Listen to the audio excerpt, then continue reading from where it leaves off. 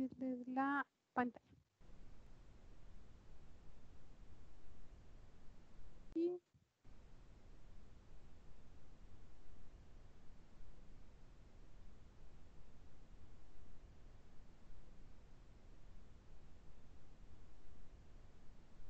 Me dicen cuando vean la pantalla compartida, por favor.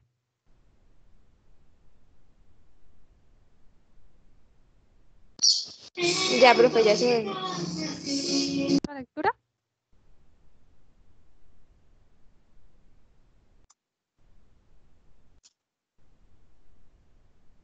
Entonces vamos con la pregunta que las preguntas que les dejé.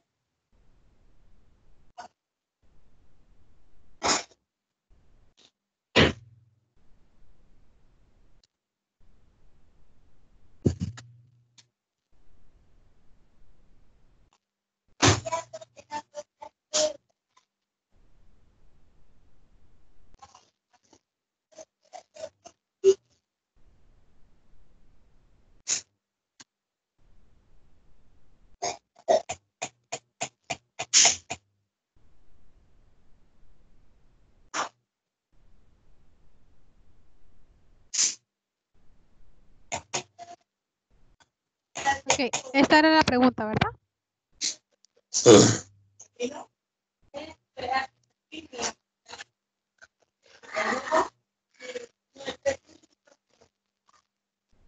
Voy a cerrarles un momentico el micrófono. Apenas quieran participar, por favor, lo abren nuevamente. Bueno.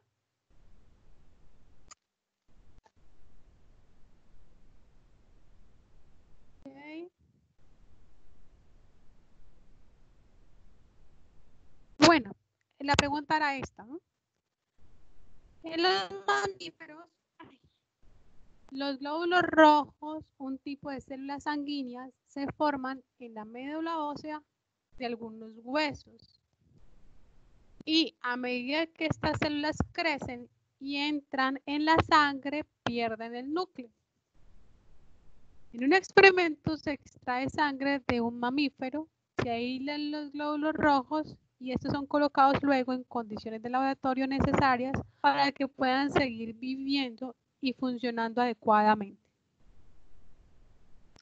Si al cabo de un tiempo se examina la muestra del laboratorio, se esperaría que el número de glóbulos rojos que... ¿Ustedes? ¿Quién me quiere contar qué le pasó a esas células?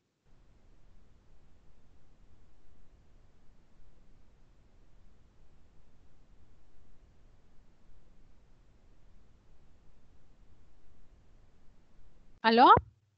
Lo escucho.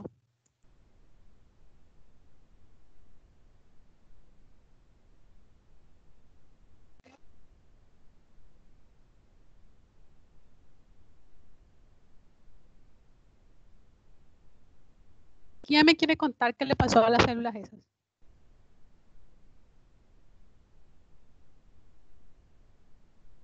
¿Ninguna? ¿Ninguno? Aquí está la pregunta. Léanla y me contestan. ¿Qué le pasó a la célula?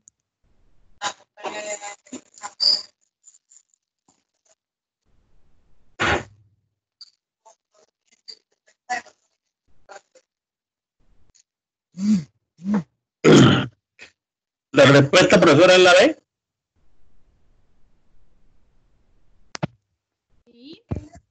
Sí, la respuesta es la D, pero yo quiero es que me digan por qué es la D.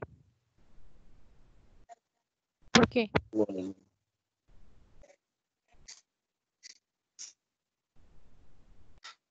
¿Qué les pasó a estas células? ¿Qué les pasó? Profe, quedaron como en estado de hibernación. ¿Por qué?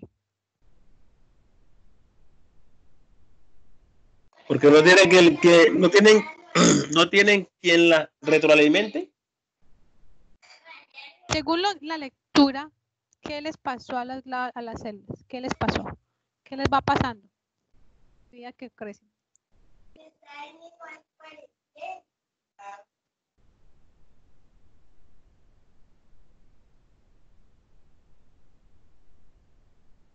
¿Qué les pasa a esas células a medida que crecen? Dice que a medida que crecen, entran en los huesos. Y a medida que... En la sangre pierden el núcleo. O sea, porque pierden su núcleo. Pierden el núcleo. ¿Y en el núcleo qué hay?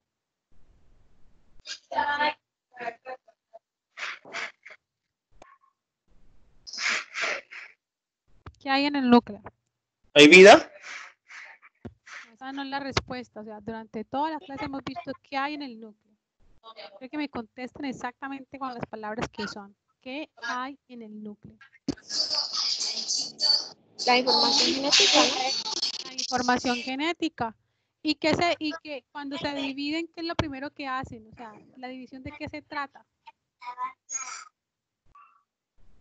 De dividir la información genética para que las hijas tengan información genética. Si no hay núcleo, entonces las células, ¿qué va a pasar con ellas? No se van a poder dividir. ¿Ok? Sí, profe. ¿Por qué es la esta? Porque no hay un núcleo que permita que haya división. Ustedes no se pueden olvidar de los conceptos que hemos hablado hasta el momento. Hemos venido hablando un montón de conceptos que los he repetido, entonces no se les puede olvidar y aplicarlos. O sea, la teoría es para que la apliquemos aquí.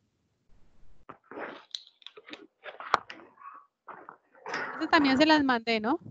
Dice, a continuación, se presenta un diagrama que muestra la relación e intercambio de sustancias y compuestos entre dos organelos de una célula vegetal y nos muestra cloroplasto y mitocondria. Fíjense que al final de la mitocondria hay ¿qué? H2O, CO2. Acá nos preguntan qué hay aquí en el 1, qué hay en el 2 y qué hay en el 3. ¿Cuál es la respuesta?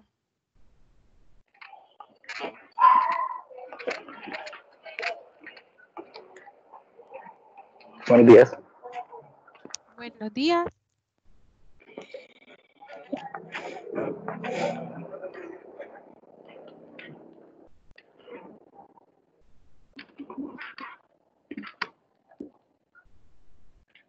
¿Cuál es la respuesta?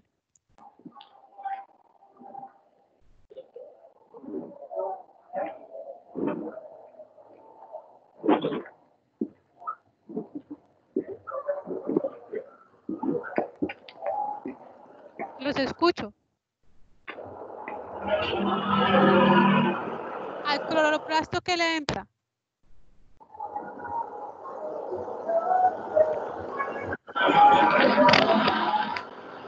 H2O y CO2. Sí, acá está H2 y CO2. ¿Y qué más? ¿Qué más recibe el cloroplasto durante la fotosíntesis?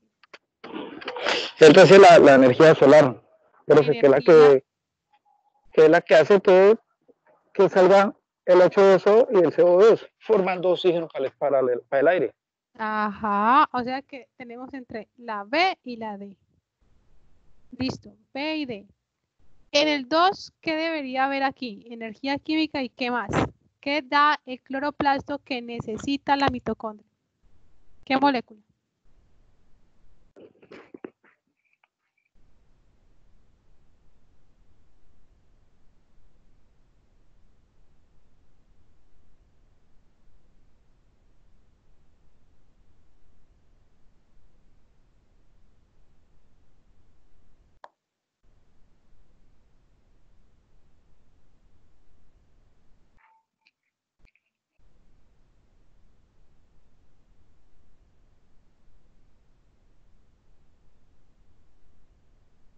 ¿Qué es lo que el cloroplasto da durante la fotosíntesis? ¿Qué molécula que necesita la mitocondria? Ahí están las respuestas. O sea, solamente fíjense en las respuestas y ya con eso la pueden hallar. H2O, profe. Dijimos que está entre la B y la D, ¿no es cierto? Es una molécula de oxígeno, profe. Oxígeno. La respuesta es Oxígeno. oxígeno. La fotosíntesis da oxígeno y la respiración que necesita oxígeno. Lo que pasa es que con el celular es más difícil, profe, para mirarlo.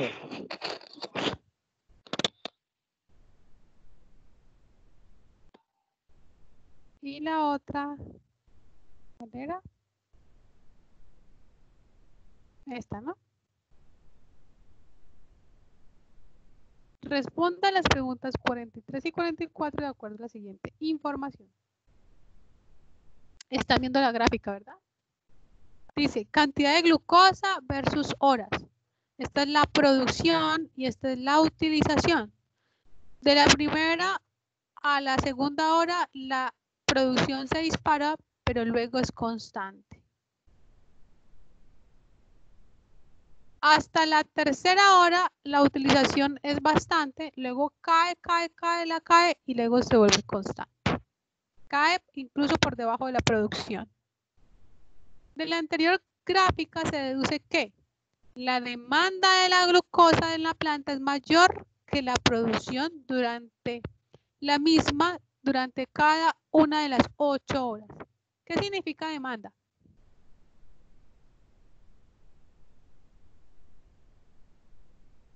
¿Demanda que hay aumento de la producción? No, ¿qué es demanda? Demanda es lo que necesita, lo que necesita. Exacto, demanda es lo que se necesita. ¿Sí? Cuando algo tiene demasiada demanda y poca oferta es que se necesita mucho y lo que están ofreciendo es muy poco. Demanda es lo que se necesita. Entonces, la demanda de la glucosa en la planta, o sea, lo que se necesita de glucosa en la planta, es mayor que la producción durante todas las 8 horas. Entonces, la demanda es mayor que la producción durante todas las 8 horas.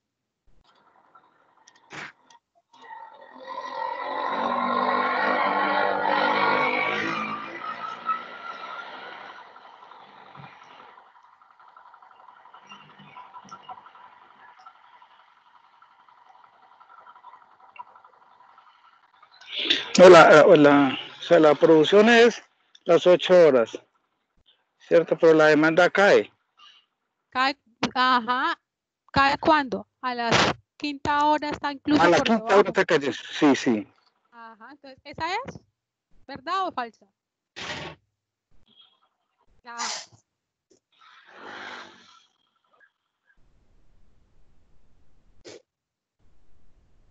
Ya sería verdadera. La demanda de la glucosa es mayor que la producción de la misma durante cada una de las 8 horas. No. Los otros.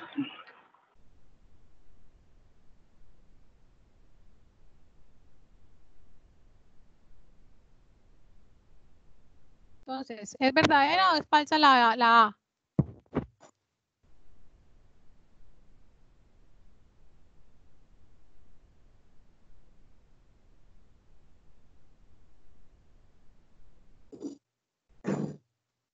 No, sería falsa, pues no sería la correcta. Ah, no sería la correcta. Vamos con la B. Los procesos de producción y utilización de la glucosa se mantienen en iguales proporciones. No. No, no se mantienen en iguales proporciones. C. La planta posee reservas de energía, puesto que la producción de glucosa siempre excede el consumo, siempre está por encima del consumo. No, nunca. ¿No? Durante No, las primeras 5 horas, la planta necesita una fuente adicional de energía debido a la insuficiencia del proceso de producción de glucosa.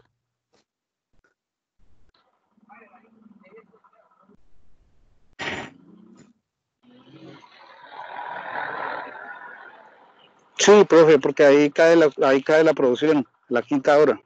Exacto, entonces.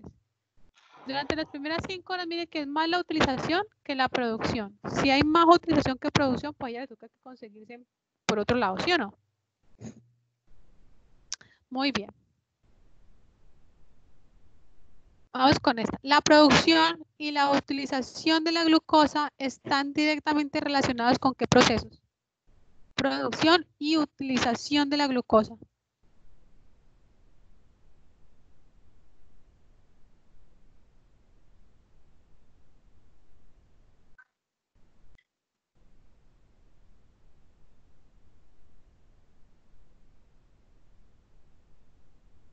¿Cómo se llaman los procesos por los cuales se produce y se consume glucosa?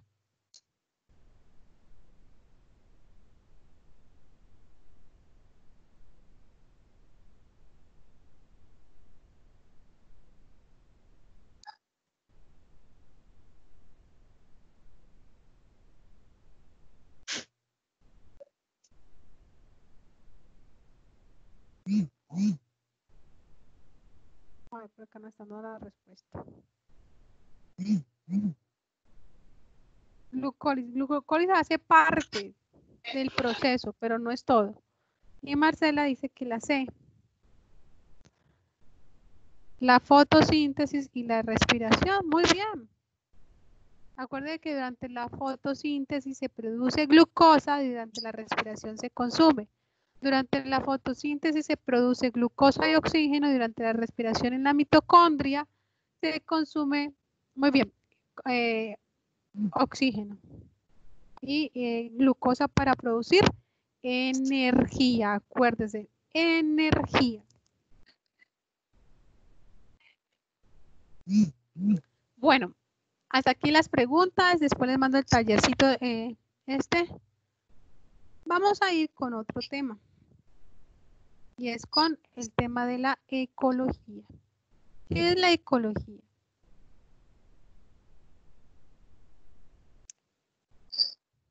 Entonces, ecología viene del latín ecology, que viene de la palabra oikos, que es casa, y logos, que es estudio. Entonces sería como el estudio de los hogares. ¿De los hogares de quién? De las especies vivas. Entonces, la ecología va a estudiar los seres vivos y su relación con el ambiente, ¿sí? Crea ese ambiente, las condiciones climáticas, la lluvia, ¿sí? Entonces decimos que la ecología es el estudio de los seres vivos y su ambiente o su relación con el ambiente. Entonces, los seres vivos tienen como diferentes niveles que vienen por especie, población y comunidad, ¿sí? Que viven en un ecosistema o en una biosfera y todo esto se relaciona entre sí. Es que la ecología es el estudio de los seres vivos con su ambiente, o sea, el estudio de los seres vivos con su casa, ¿sí? Porque el ambiente se convierte en su casa. Los seres vivos están como en ciertos niveles de distribución, por decirlo de alguna manera. Donde la primera clasificación es la especie. Mucha ilusión, ¿no? Señor, No me siga. voy a cerrar el micrófono y apenas quieran hablar, lo desactivan. Lo activan, perdón. Entonces, ¿qué es una especie? Una especie es un grupo de individuos que viven en un mismo lugar, presentan las mismas características físicas y tienen un mismo pool genético. ¿Cómo así pool genético? O sea, que presentan un mismo número de cromosomas. Entonces, ¿qué es una especie? Una especie es un grupo de individuos que habitan en un mismo lugar y tienen presentan unas características físicas similares.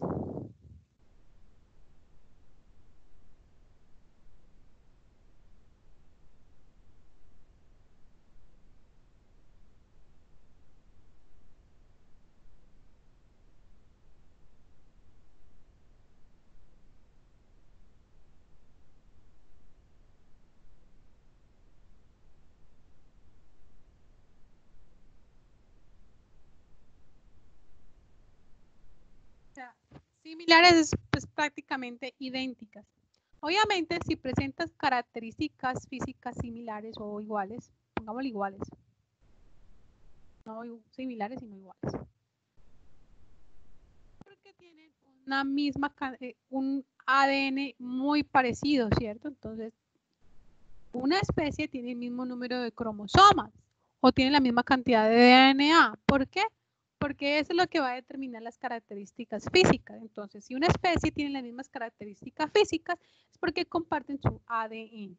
¿Sí? Entonces, ¿qué es una especie? Es un grupo de individuos que viven en un mismo lugar con características físicas iguales. Eso es una especie. ¿Sí? Entonces, ¿existen individuos de una misma especie? Claro. Si tenemos 5 perros viviendo juntos, cada uno de esos es una especie. Ahora, esas especies viven en poblaciones. ¿Qué es una población? Una población es un grupo de individuos de la misma especie. Me explico. Por ejemplo, y viven en un mismo lugar, ¿no? La población. Entonces, no todos somos humanos, somos de la misma especie. En ese sentido, por eso es que no existen razas y por eso es que el racismo está mandado a recoger. Porque en la especie humana, Homo sapiens, no existen razas. ¿Sí? Solo que el color de piel a veces cambia dado las circunstancias y dado el ambiente. Es decir, la gente en el África porque tiene la piel oscura, pues porque ya hay mucho sol y necesitan que haya una protección contra el sol inclemente de esas sabanas africanas. ¿Por qué en Europa, en el norte de Europa, son blancos, blancos y monos, monos y ojos azules? Pues porque allá necesitan tener poca melanina para poder que el poco sol que da en esos lugares les entre. ¿Sí? Entonces, el color de piel no significa que seamos razas diferentes. Somos la misma especie, todos los humanos. Y entonces, ¿por qué acá, profe, tenemos otra raza tan diversa? ¿Por qué es tan diversa acá? ¿Por qué?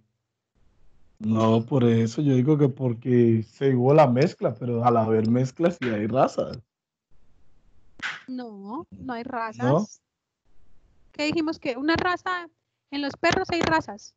Un cocker es una raza. Un pincher es una raza. ¿Cómo se llama esos grandes? Son Pero, hay o sea, diferentes razas. si uno lo ve así, siguen siendo todos perros. Sí, pero son ¿Sí de me entiende? sí, claro, pero son diferentes razas porque sus características son únicas. Usted no físicamente no podría cruzar un chihuahua con un doberman, ¿o sí? Pues no sé eso, pero pienso que todos dos son perros. Pero mi pregunta es, ¿se pueden cruzar físicamente? Lo han cruzado. Hay gente ¿Físicamente que ha sería cruzado. posible?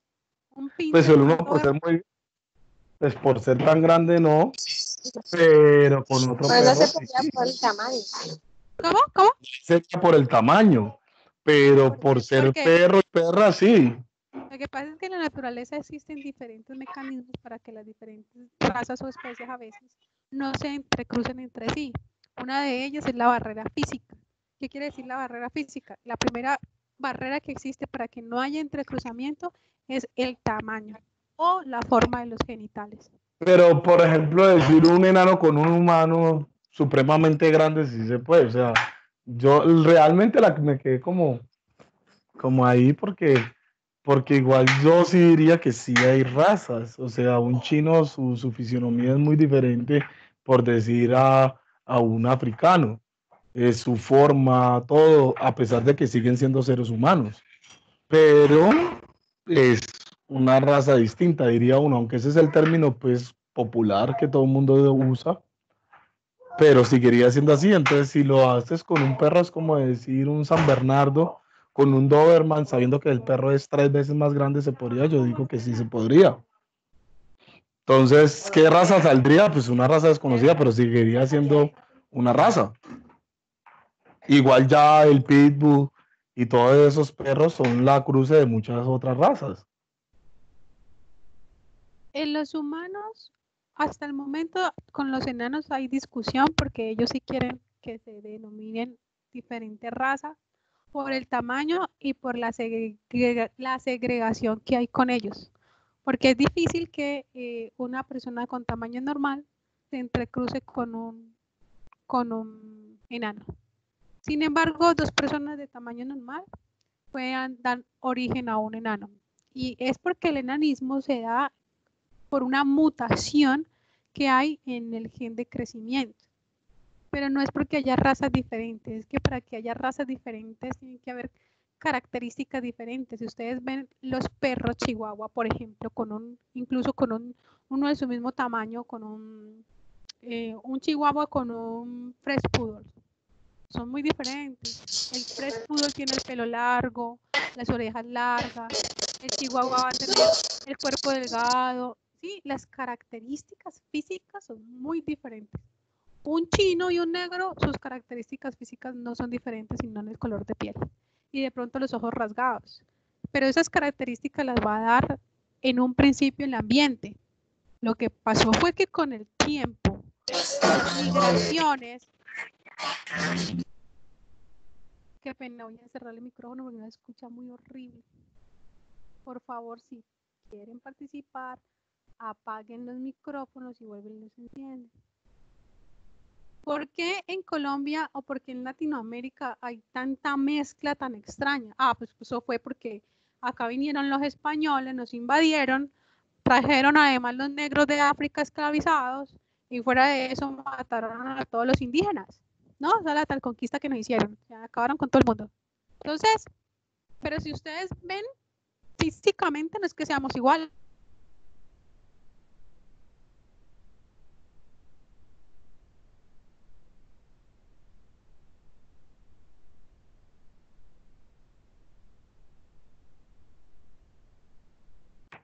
No, se me fue el audio.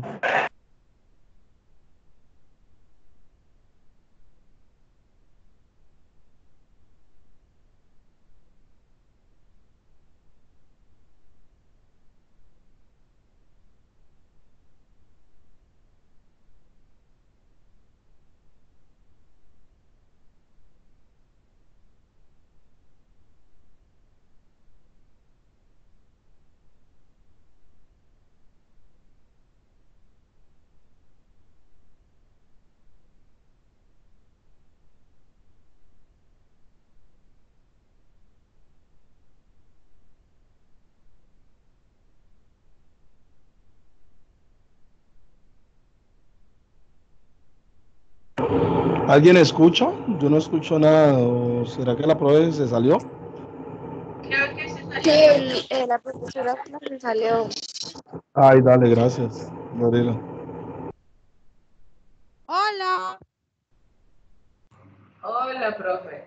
Se cayó. Hola, profe. Deje si se ve la presentación apenas la vean, por favor. Sí, profe, sí se ve. Ok. Yo les estaba contando que los humanos no se da el concepto de raza, no se da, o sea, biológicamente y genéticamente, les digo, un chino y un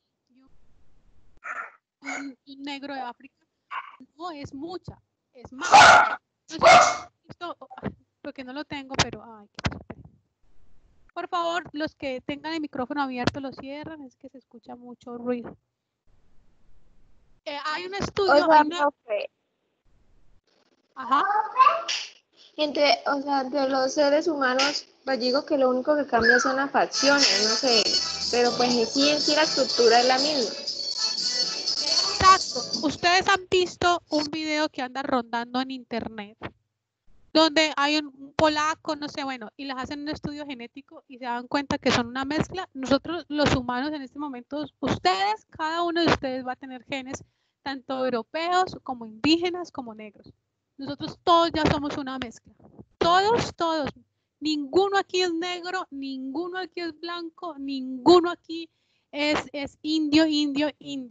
Es más, con las migraciones que hubo después de la Segunda Guerra Mundial y aquí en el Valle del Cauca, después de que describió la María, a los japoneses cuando les llegó esa novela les gustó mucho y dicen que hubo una migración masiva de japoneses acá al norte, acá al valle.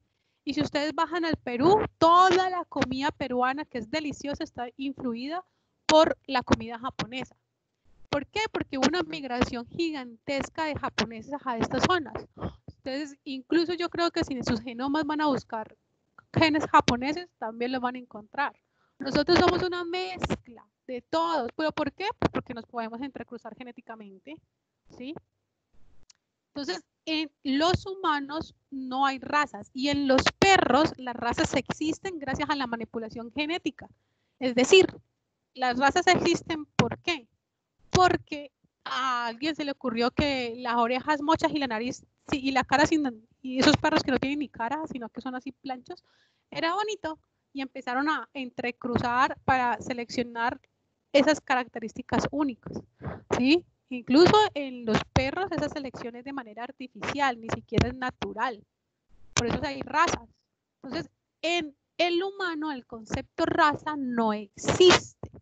Sin embargo, ese concepto es muy peligroso porque gracias a ese concepto han habido en la historia, se ha dado muchos genocidas, ¿sí? Que matan, por ejemplo, el caso de Hitler, buscando tal la raza superior.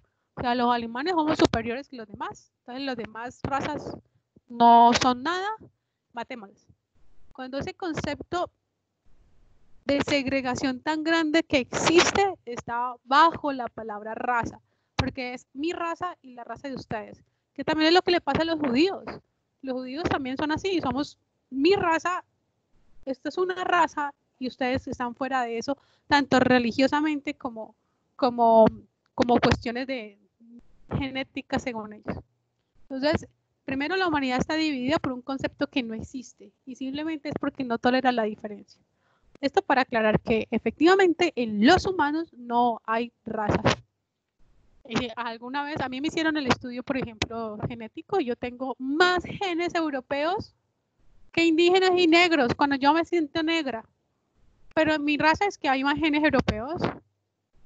Y luego siguen los genes indígenas. Por allá está el negro. Lo que pasa es que los genes negros son muy penetrantes. O sea, ¿qué quiere decir eso? Que se expresan en mayor cantidad. Pero nosotros somos una mezcla, nosotros no somos puros. Aquí no hay ninguno negro puro, ningún chino puro, ningún blanco puro.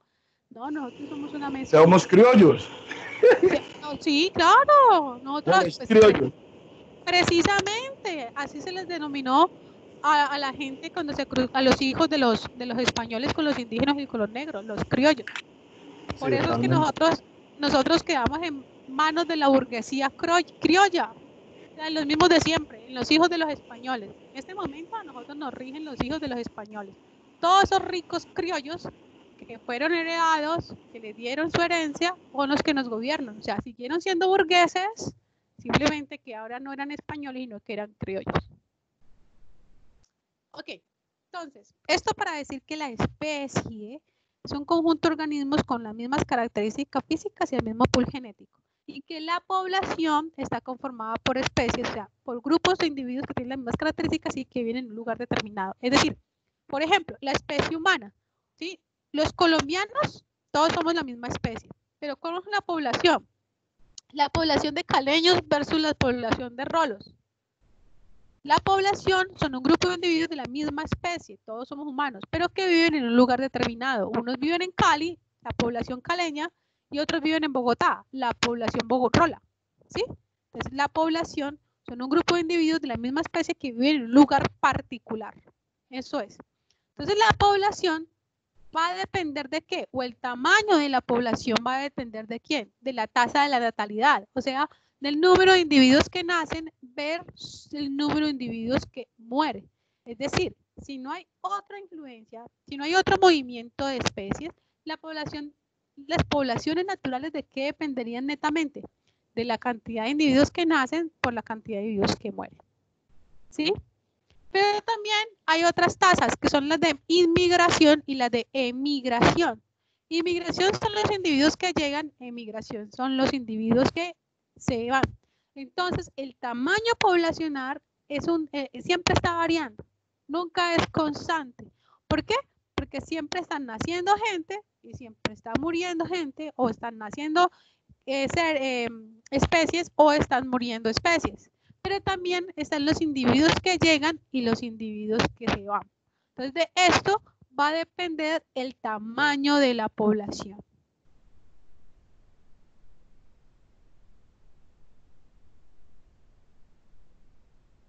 Hola, ¿todavía me están escuchando? Sí, profe. Ok. Entonces, ¿qué ¿Qué es una especie? Es el conjunto formado por todos los organismos que presentan semejanzas físicas y pueden reproducirse entre sí. Y su descendencia continúa siendo fértil en las siguientes generaciones. Mientras que la población es el conjunto de individuos de una misma especie que habita en una determinada región. Ya sabemos que el individuo es cada organismo o miembro de una población. Los individuos de una misma especie suelen compartir un mismo hábitat. ¿Qué es hábitat? El hábitat es el medio físico donde vive una especie. Un desierto, una cascada, un lago. Ese es el hábitat. Es el medio físico donde vive una especie. A eso ya lo vimos. Decimos que las dinámicas poblacionales va a depender de qué? Del número de individuos que nacen versus el número de individuos que se mueren, pero también del número de individuos que se van y el número de individuos que llegan.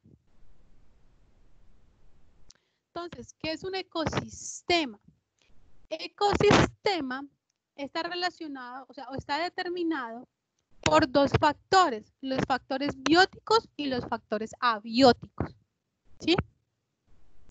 Los factores bióticos, como el nombre lo dice, bio, vida, son los factores vivos, es decir, los animales y las plantas. Pero las plantas y los animales que vivan en un ecosistema van a estar determinados por los factores abióticos, es decir, los factores que en teoría no tienen vida. ¿Cómo así? El ecosistema lo va a determinar sobre todo características como la temperatura, la precipitación anual, ¿sí? Las rocas o lo que haya en el paisaje. Por ejemplo, no es lo mismo vivir en una montaña a vivir en un desierto. No es lo mismo vivir en un polo a vivir en el mar, porque los animales que pueden adaptarse al frío no van a ser los mismos animales que pueden adaptarse al sol. Entonces, los factores abióticos en última son los que determinan las características de un ecosistema. Pero un ecosistema que está formado tanto por factores bióticos como factores abióticos y la relación existente entre ellos. Existen diferentes tipos entonces de ecosistemas. Tenemos selvas, bosques, matorrales, ríos, lagos, mares, ¿sí? De estos son acuáticos, ríos, lagos, mares. Estos son terrestres, desiertos, selvas, bosques y matorrales. Y estos serían mixtos, humedales y costas, porque están determinados tanto con agua como por tierra. Miren que cada uno de ellos va a estar determinado ¿por qué? Por el clima, por la humedad, por la precipitación anual. Eso va a determinar qué seres vivos habitan en esos ecosistemas, qué plantas habitan en esos ecosistemas y por ende qué animales habitan en esos ecosistemas.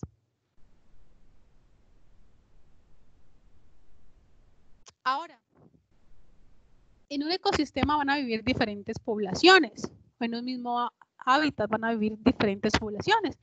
¿Sí? ¿Por qué diferentes poblaciones? Pues porque ahí habitan diferentes especies.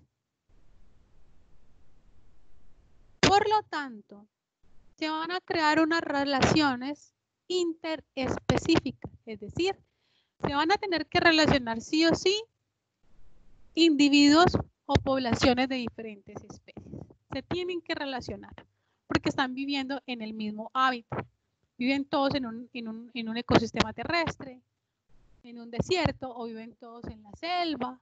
Sí o sí se tienen que relacionar. Entonces, existen diferentes tipos de relaciones interespecíficas, o sea, entre individuos de diferentes especies.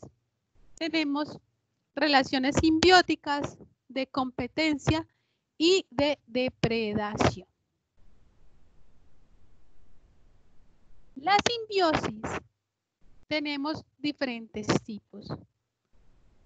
¿Qué es la simbiosis? Es que dos especies interactúan y pueden o beneficiarse o pueden afectarse.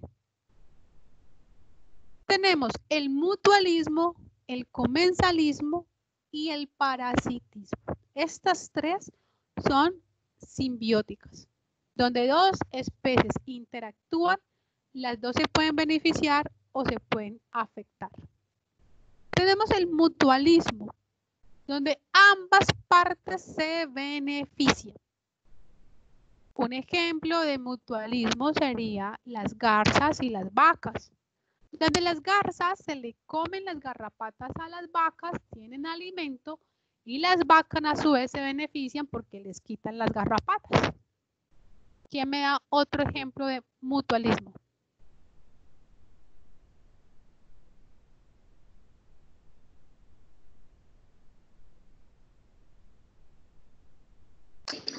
Me parece que en el mar a los peces hay unos peces que se le comen las bacterias a los otros. Ah, sí, con las ballenas grandes, Duarta, creo que es. Hay unos pececitos que se les comen como lo que les pega. Entonces, a la vez tienen alimento y las otras se benefician porque las limpian, ¿cierto? Otro ejemplo de mutualismo, a ver cuál. Los insectos polinizadores. Los insectos polinizadores se alimentan de las plantas y a su vez las ayudan a polinizar.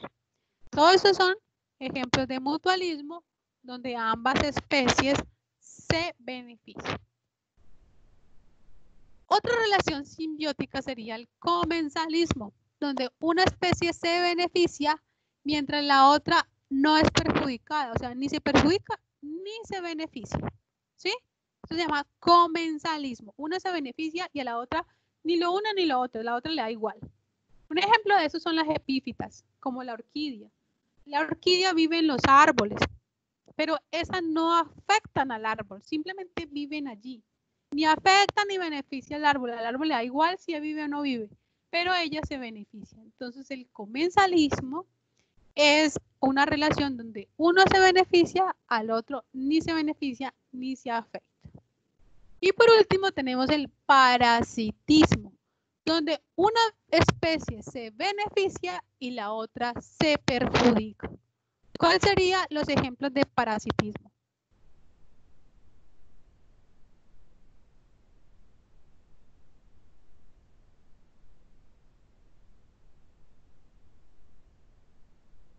Un ejemplo de parasitismo donde uno se afecta y el otro se beneficia.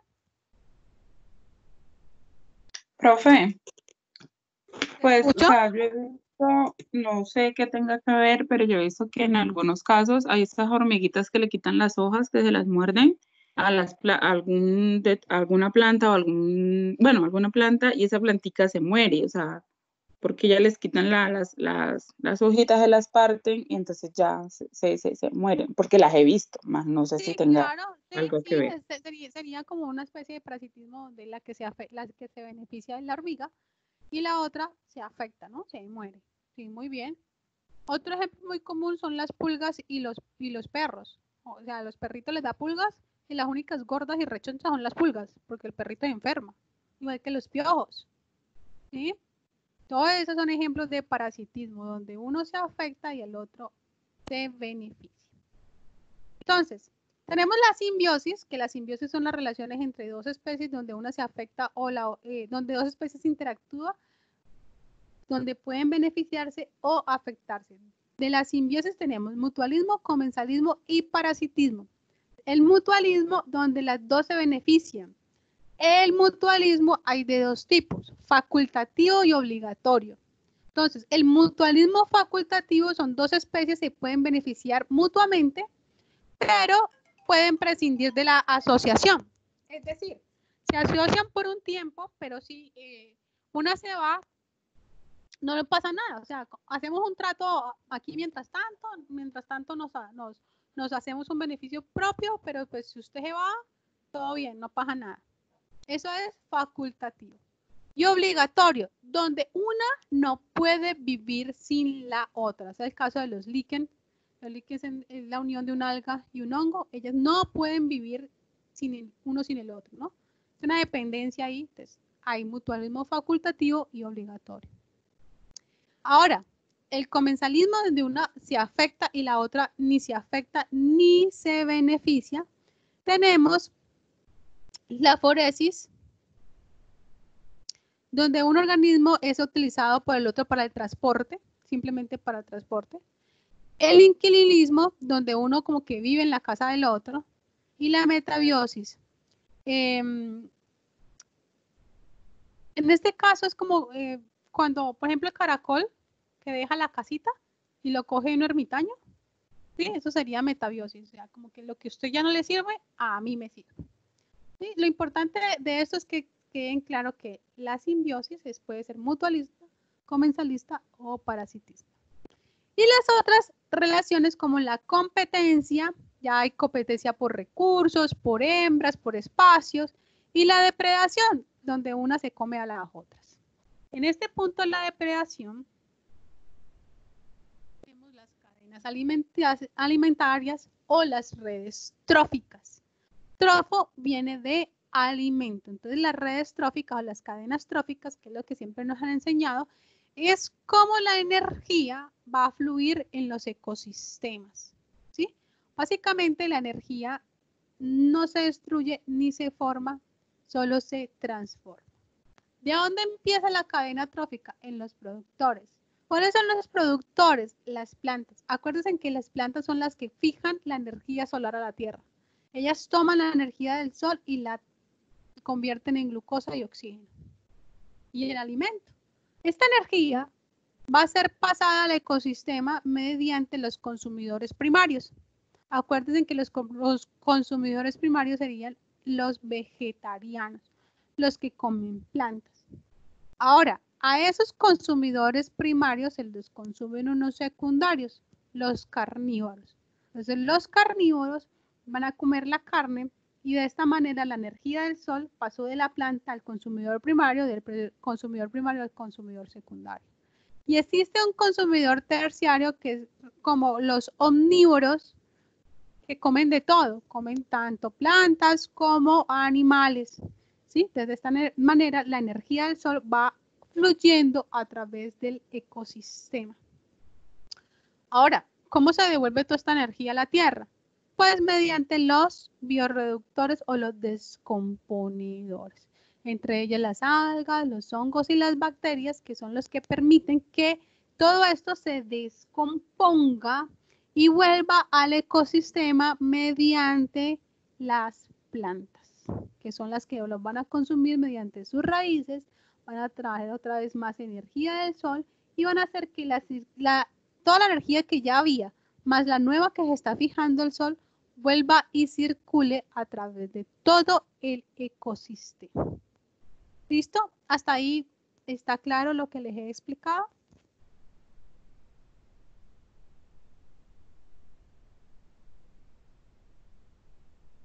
Hola.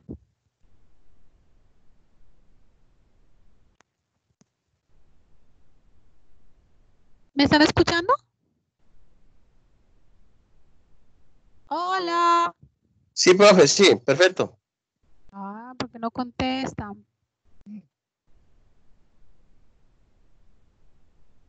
Ok, entonces vamos a hacer el taller. A ver. De la parte ecosistémica. Les voy a dar 2 minuticos para que lean la pregunta y la resolvamos. Voy a menos de tamaño. Lean la pregunta primero. 2 minuticos para que lean la pregunta. Que pongan buena atención.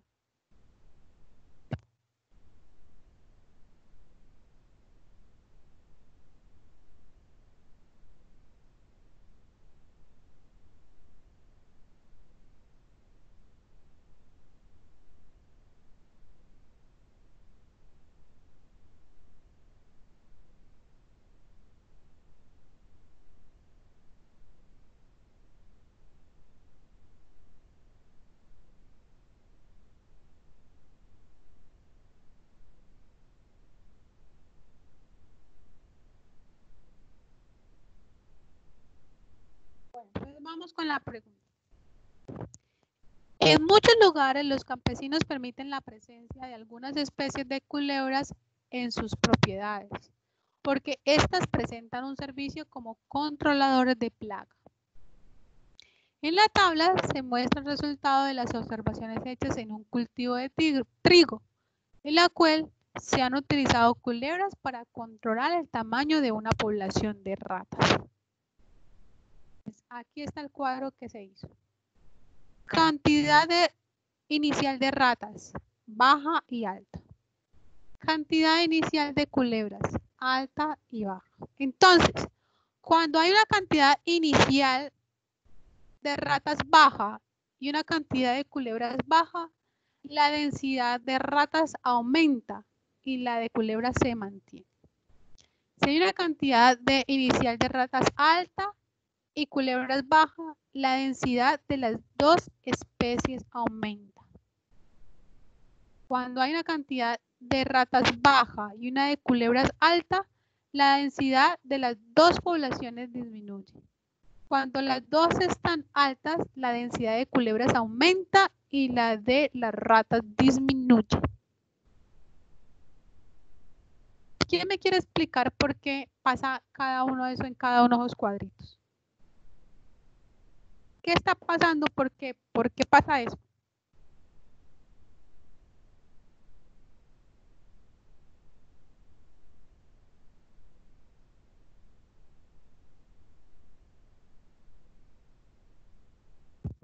¿Aló? ¿Me están escuchando? ¿Por qué están tan callados?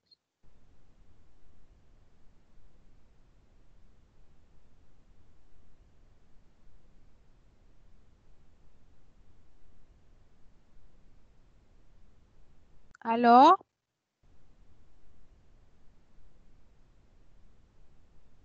Sí, profe, aló. ¿Por qué están tan callados? Aquí estamos, profe. Sino que, por ejemplo, en mi caso particular solo estoy escuchando porque estoy con el celular. No estoy viendo, pero sí estoy escuchando la clase. Entonces, pues ahí voy. ¿Y Sí no me puedes ver entiende, por pero el aquí celular? estoy. ¿No puedes ver por el celular? Sí, estoy haciendo otra cosa al mismo tiempo. Entonces, ¿Cómo? te estoy escuchando. Estoy haciendo otra cosa al mismo tiempo, entonces sí te estoy escuchando. Lo de las ratas, que las culebras, que por Entonces, qué más. Pues, obviamente, pues si hay más culebras, hay menos ratas. ¿Por qué? Pues porque el uno subsiste del otro. Y si hay pues más cantidad de ratas, pues van a llegar mucho más culebras porque hay buena pues afluencia de comida. ok, Entonces, pero no, sí te estoy escuchando, pero no estoy viendo pues la presentación como tal. Pero ahí estoy, bueno, ¿vale? bueno. ¿Y los En mi demás? caso. Eso. ¿Y los demás?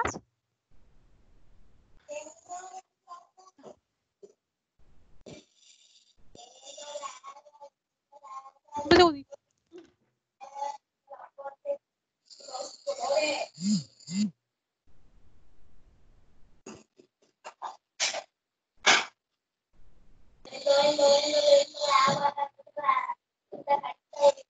Profe, pues la verdad yo con el cuadrito sí estoy un poquito enredada. Ok, ya les explico entonces. Bueno, miren, nos dicen que la densidad de ratas es baja, ¿sí o no? Mira, es que por acá me están diciendo otra cosa. Ok, pero me pueden escribir para poder yo saber que están aquí, que me están poniendo atención y que sí están entendiendo.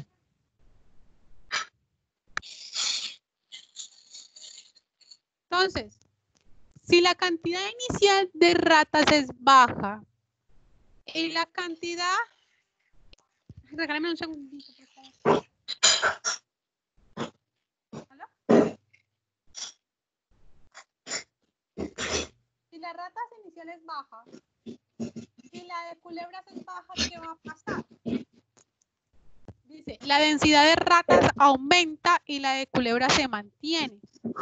Claro, porque si hay baja cantidad de ratas y baja cantidad de culebras, las culebras se van a alimentar de la cantidad de bajas que hay, pero no se les pueden comer todas porque si no se quedan sin comer y después ¿qué se comen? Sí, ellas no van a acabar con todas las ratas. Entonces van a acabar con algunas. Entonces, por eso la cantidad de ratas aumenta. Pero la cantidad de culebras se va a mantener. Sí, no va a crecer. La población de culebras no va a crecer. Una vez haya mucha cantidad de ratas, o sea, la cantidad de ratas sea alta y la cantidad de culebras sea baja, ¿qué va a pasar? La cantidad de las dos especies aumenta, porque ya hay bastantes ratas, entonces las culebras se pueden reproducir porque hay bastante comida. Ya las dos densidades aumentan.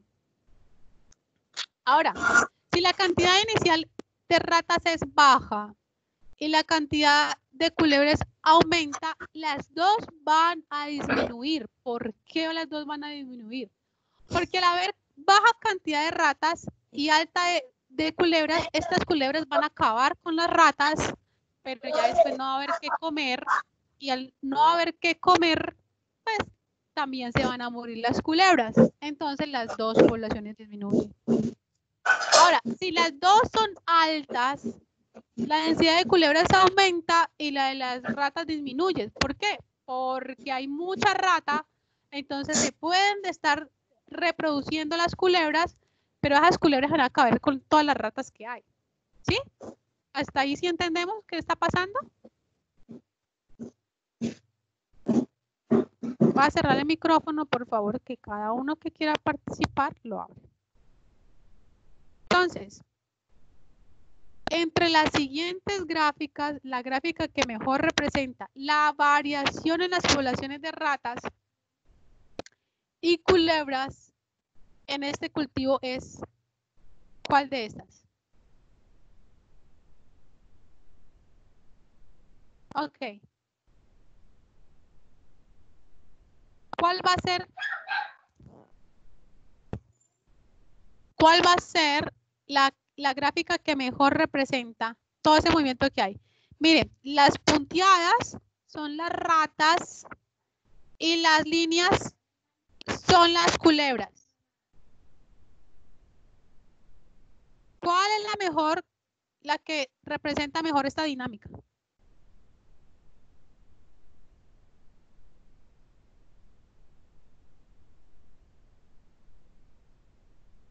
Voy a copiar este cuadrito para acá y lo voy a colocar allá junticos para que lo veamos. A ver si es que de pronto nos confundimos.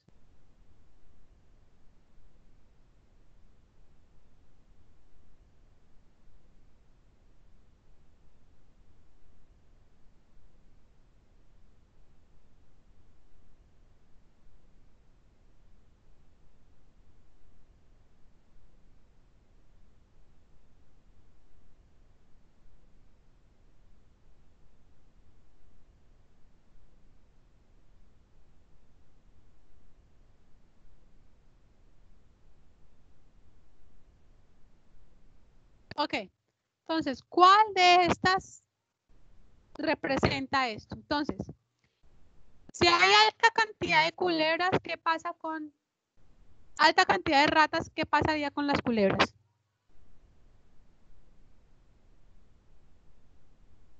Acuérdense que la línea punteada son las ratas y la línea seguida son las culebras.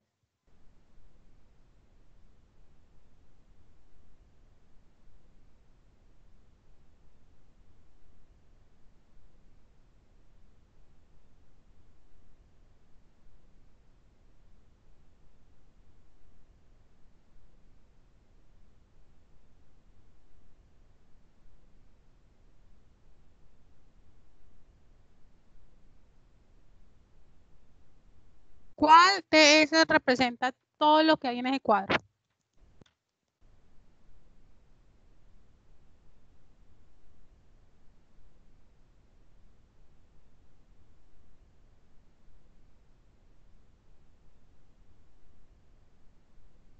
Acá me dicen que la C. O sea, esta.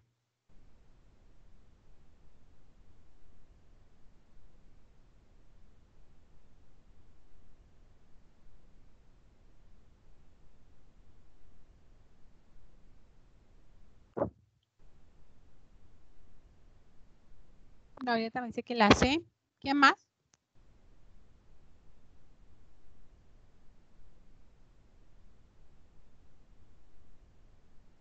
Entonces miremos. Al principio, a ver, otra persona. Todos dicen que la C. Luis se fue antes de contestar. José Álvaro dice que la B.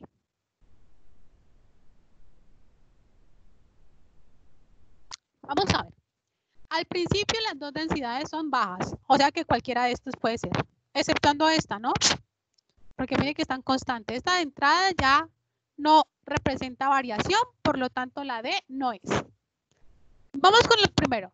Las dos son bajas, o sea que cualquiera de estas puede ser porque las dos están en cantidades bajas. Luego, la densidad de ratas aumenta y la de culebras se mantiene. Entonces, cuando la aumenta, la de ratas, la densidad de ratas aumenta. Entonces, vamos a ver, las ratas son las punteadas, las ratas aumentan, o sea que o es esta o es esta.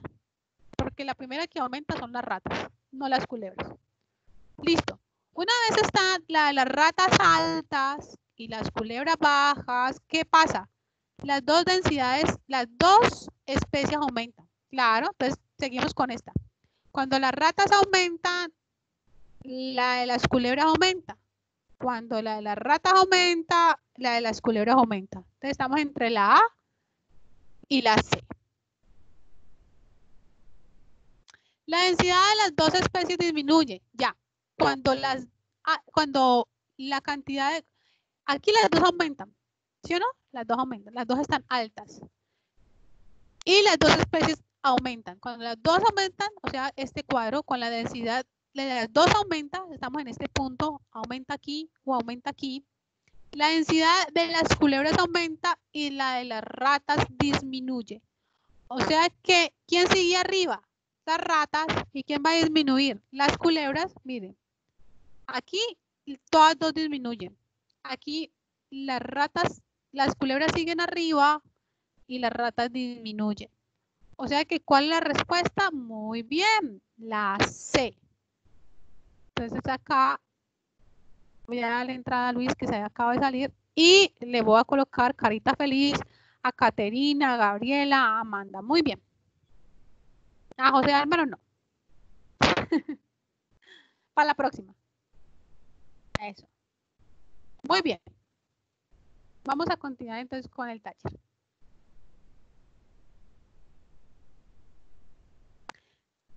Lean la pregunta, 2 minuticos para que lean la pregunta.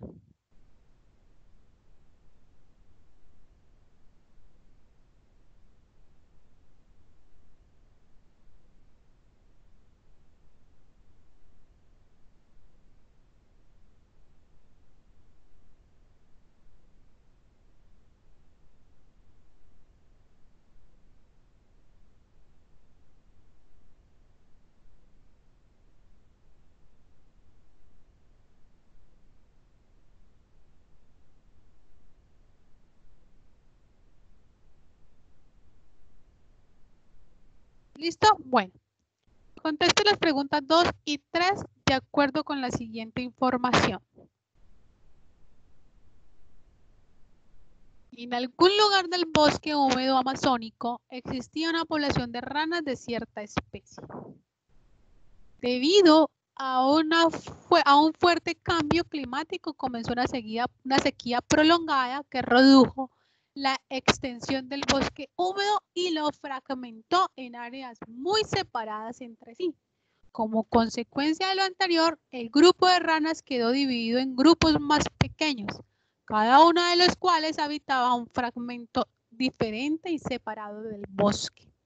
Entonces, habían unos grupitos de ranas por acá.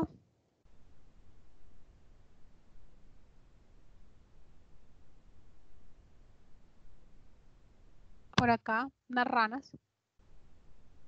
Y resulta que por acá pasó algo y fragmentó este bosque.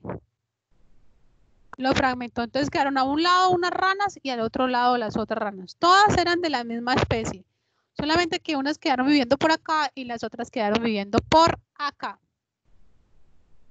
Entonces dicen, respecto a estos grupos se podía suponer que inmediatamente después de haber ocurrido la separación, o sea, apenas se ocurrió la separación y ese grupo quedó acá y este grupo quedó por acá, ¿se formaron poblaciones diferentes o se mantuvo la misma población? ¿Ustedes qué creen? Entonces tenemos dos, mire que tenemos dos opciones. La A dice, se formaron poblaciones diferentes, la B dice poblaciones diferentes, C y D se mantuvo la misma población. Aquí ya nos dan dos, de entrada, dos opciones. ¿Cuál de las dos opciones es? O se formaron poblaciones diferentes o se mantuvo la misma población.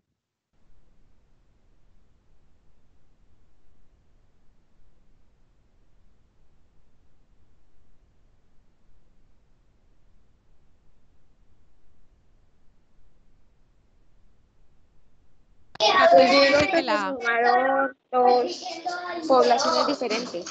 Se formaron dos poblaciones diferentes. Mi amada también dice la A. ¿Por qué se formaron dos poblaciones diferentes? Acuérdense lo que es una población. Una población es un grupo de individuos de la misma especie, pero que vive en un lugar particular. Entonces está un río. Acá se creó una población y acá se creó otra población. Poblaciones diferentes. Entonces de entrada ya sabemos que o es la A o es la B. Vamos a ver cuál es la diferencia. Se formaron poblaciones diferentes de ranas que empezaron separación de sus hábitats o que empezaron a cambiar sus características físicas. Acá me dicen que la A, muy bien, es la A. Que empezaron separación de sus hábitats. Por lo tanto, la respuesta es la A. Muy bien. Entonces, a ver. César se está perdiendo todas las caritas felices por andar haciendo otras cosas. ¿Sí ve? La he perdido. Ahí estoy. Voy a darle entrada aquí en Luis Fernando. ¿Se volvió a salir? Sí. Voy a volver a darle entrada otra vez. Ok.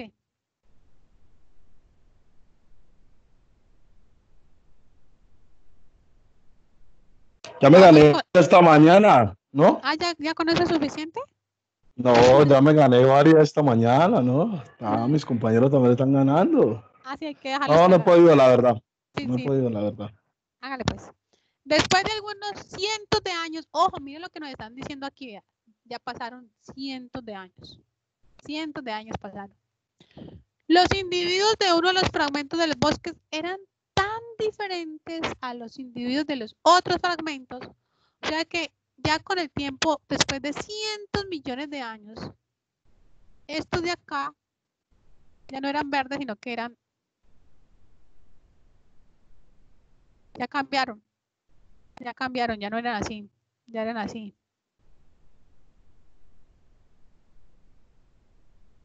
Eran tan diferentes de los individuos de otros grupos que fueron considerados una especie nueva, ya eran muy diferentes. Tal cambio en sus características probablemente se debió a qué. Entonces lean esas respuestas y me dicen cuál es la respuesta correcta.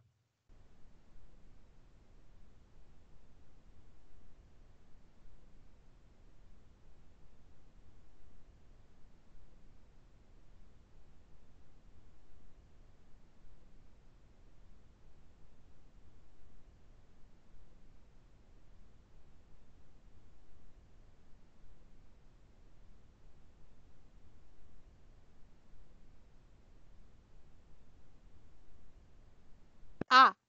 Siempre que existe una separación geográfica entre grupos de una misma especie, uno de los grupos origina nueva especie. Siempre que hay separación geográfica, es decir, siempre que se separan del lugar donde viven, se forma otra especie. ¿Ustedes qué dicen? ¿Siempre?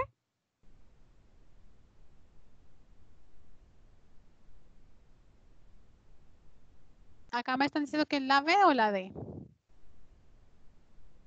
Vamos a ver. Contésteme las preguntas que les hago.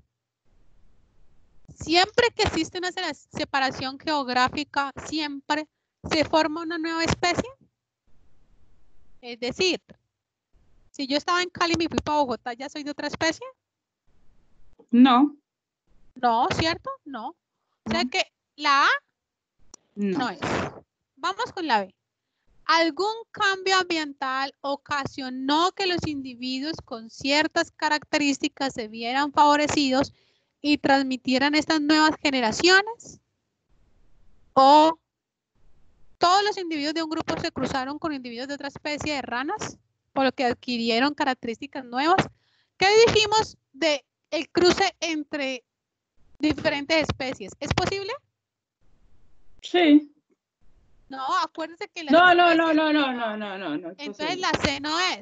Entonces nos queda entre la B y la D, como nos dijo por acá Caterine, entre la B o la D. Entonces, ¿qué dice la D? Ciertos individuos desarrollan durante su vida características ventajosas y le transmitieron a las nuevas generaciones. ¿Esto qué me quiere decir?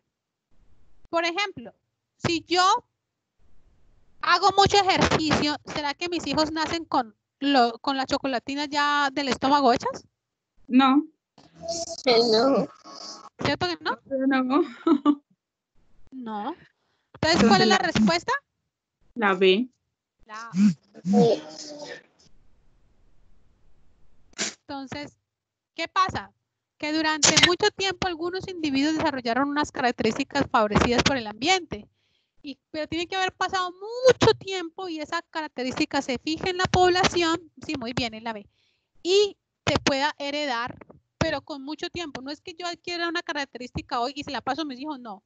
La característica se tiene que fijar en la población durante miles y miles de años. Entonces, la respuesta es la B. Claro. Muy bien. Vamos con la 4. Una asociación entre un organismo de dos especies diferentes se llama simbiosis. Si una de las especies se perjudica en la relación, esta simbiosis se llama parasitismo. Si las dos se benefician, mutualismo. Las siguientes constituyen ejemplos de este tipo de relaciones. Un insecto que poliniza una planta y a la vez consume su néctar. ¿No se ve? Por favor, me dicen si están viendo la lectura. Sí, profe. La veo bien. Sí, se ve, profe. Fernando, tienes problema de conexión. Yo creo que tienes que volverte a salir y volver a entrar. Porque el problema que tienes es tuyo de conexión. Ok. Entonces, un insecto que poliniza una planta y a la vez consume su néctar. ¿Esto qué es? ¿Mutualismo o parasitismo?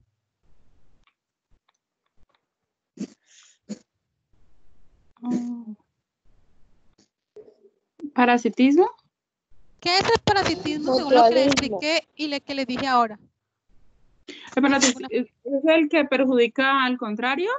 Mire, aquí, acá arriba, lean acá. Parasitismo. Una se perjudica en el parasitismo. Las dos se benefician en el mutualismo. Entonces, un insecto que poliniza una planta y a la vez consume su néctar, ¿qué es?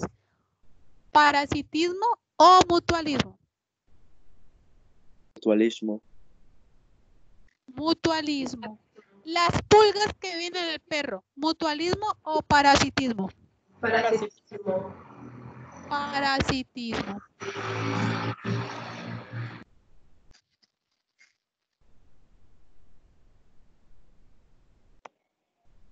Las amebas en los seres humanos en el intestino. Amebas. Las amebas son los bichos esos que nos hacen dar todas esas enfermedades gastrointestinales. Esas mismas. Ah, ok. Parasitismo. No, Parasitismo. Parasitismo. Mata. Ok. Ah, Entonces, ahí de acuerdo estoy, con lo parasitismo. planteado, podría decirse que, ¿cuál es la respuesta? Lean las respuestas. De acuerdo con lo que... Ahí está. Profe, se quitó la presentación. Así es que fui a ver quién estaba hablando. Ya, otra vez estoy en la presentación. ¿Y la ven? ¿Sí están viendo la presentación? Sí, profe. Ok, entonces lean las respuestas y me dicen cuál es la respuesta a esa pregunta.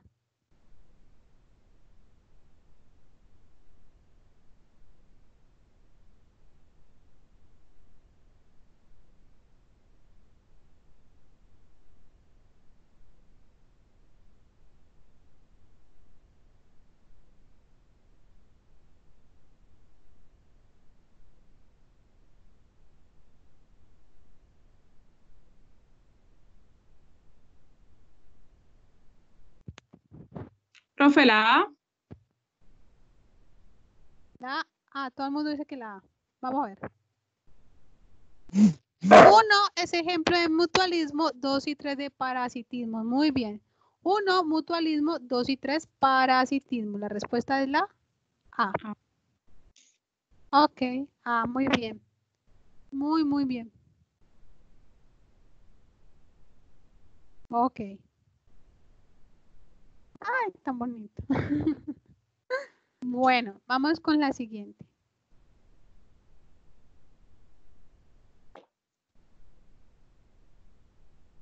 Para mejorar el cultivo artificial de una especie de flores de alto valor comercial, se ha escogido y mantenido los caracteres más favorables durante su producción y su mantenimiento.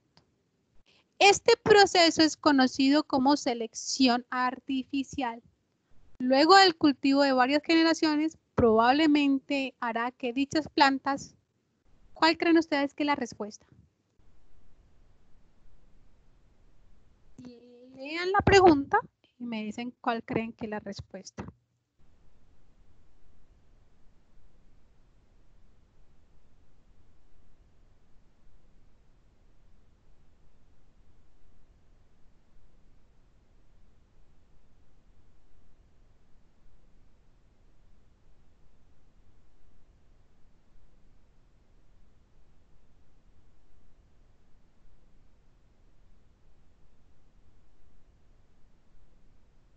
Hola.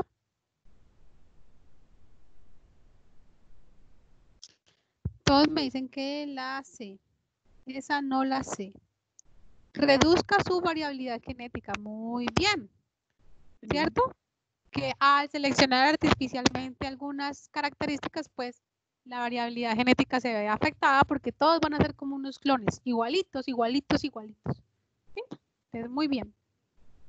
Reduzca su variabilidad genética. Ay, ¿qué pasó aquí?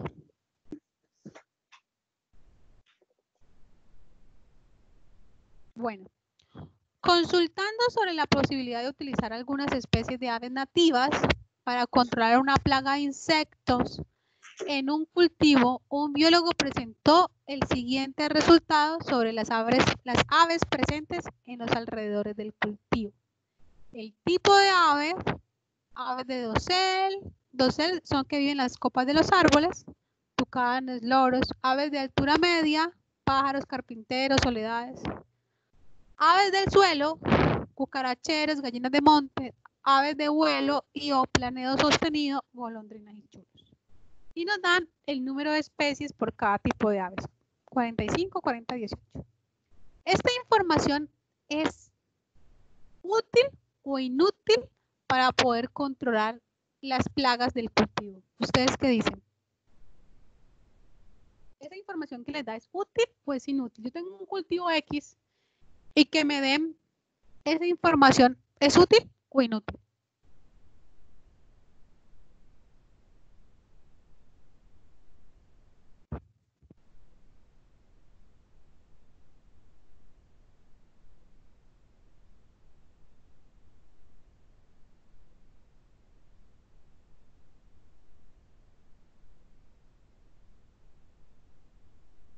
Los leo, los escucho.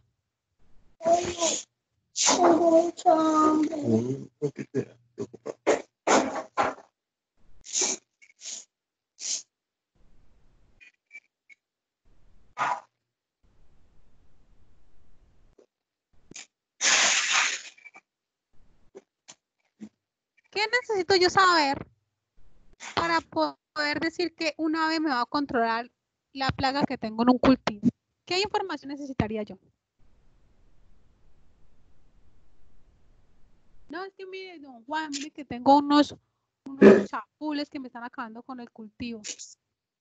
¿Qué necesito yo saber de las aves para saber si esas aves me van a controlar o no esas plagas?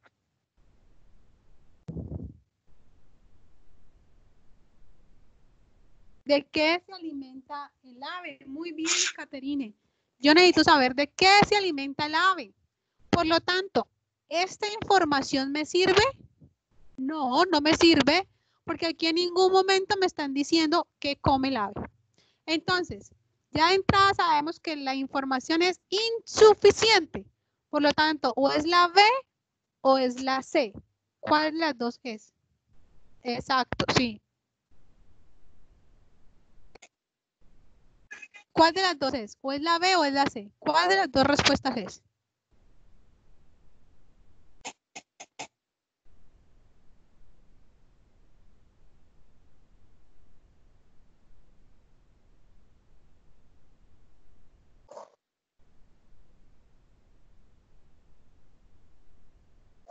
Insuficiente porque no todas las aves frecuentan la misma altura del cultivo para alimentarse de los insectos que conforman la plaga, o insuficiente porque solo conociendo el tamaño y la población de las especies de aves se sabrá qué medida tomar.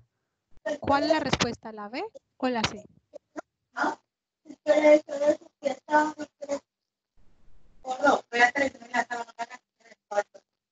Marcela dice que la B. ¿Alguien más?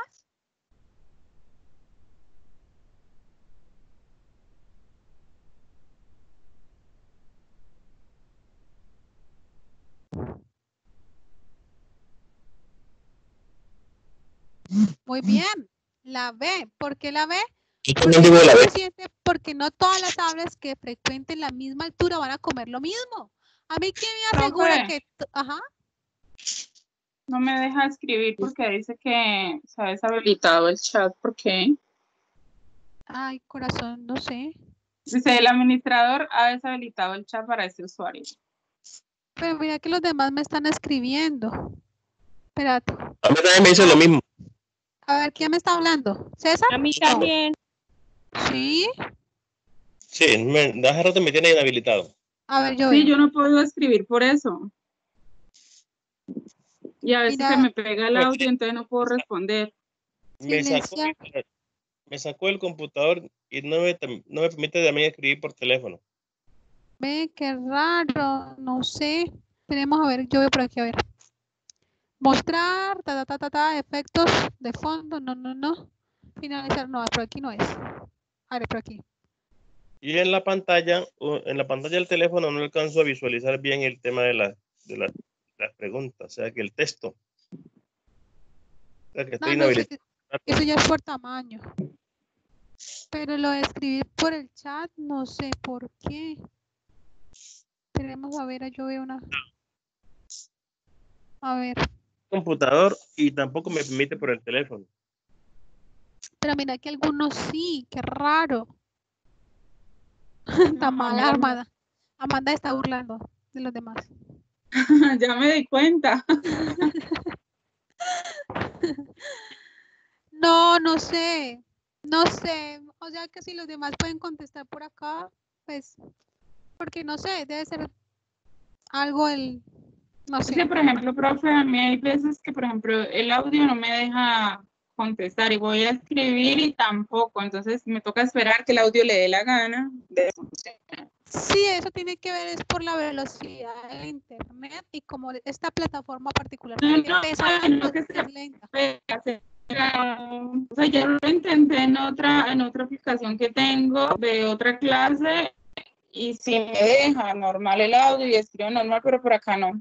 Sí, es la plataforma. ¿En la otra clase tienes otra plataforma diferente? Sí. Sí, es la plataforma. Es que esta plataforma pesa mucho. No sé qué le pasa a Microsoft. Está ahí quedado con esa plataforma. Entonces, por eso es que a veces por ejemplo, cuando se me cae a mí el internet, las otras plataformas apenas llegan a internet, se conecta rapidito. Entonces, no hay tanto bache entre desconectada y desconectada. En cambio, esta se desconecta, se demora en conectarse, no sé por qué. Ya se nos sale las manos. Hay que colocarle la queja a Microsoft. A Microsoft, perdón, qué pena la respuesta. Vea, Amanda está burlando. Vale, le pongo una carita triste a Amanda por burletera. ¿Dónde está? Aquí. Ahí está. Bueno, sigamos acá. Entonces, claro, es la B. ¿Por qué la B? Pues porque a mí, ¿quién me asegura que todas las aves del suelo van a comer, qué sé yo, chapules? O que todas las aves que están en el suelo van a comer lombrices. No, nadie. Nadie, ¿sí? Entonces, Por eso es insuficiente, porque nadie me asegura que esta información me sea útil a la hora de yo controlar mi plaga. 2 minuticos para que lean la pregunta. 2 minuticos para que lean la pregunta.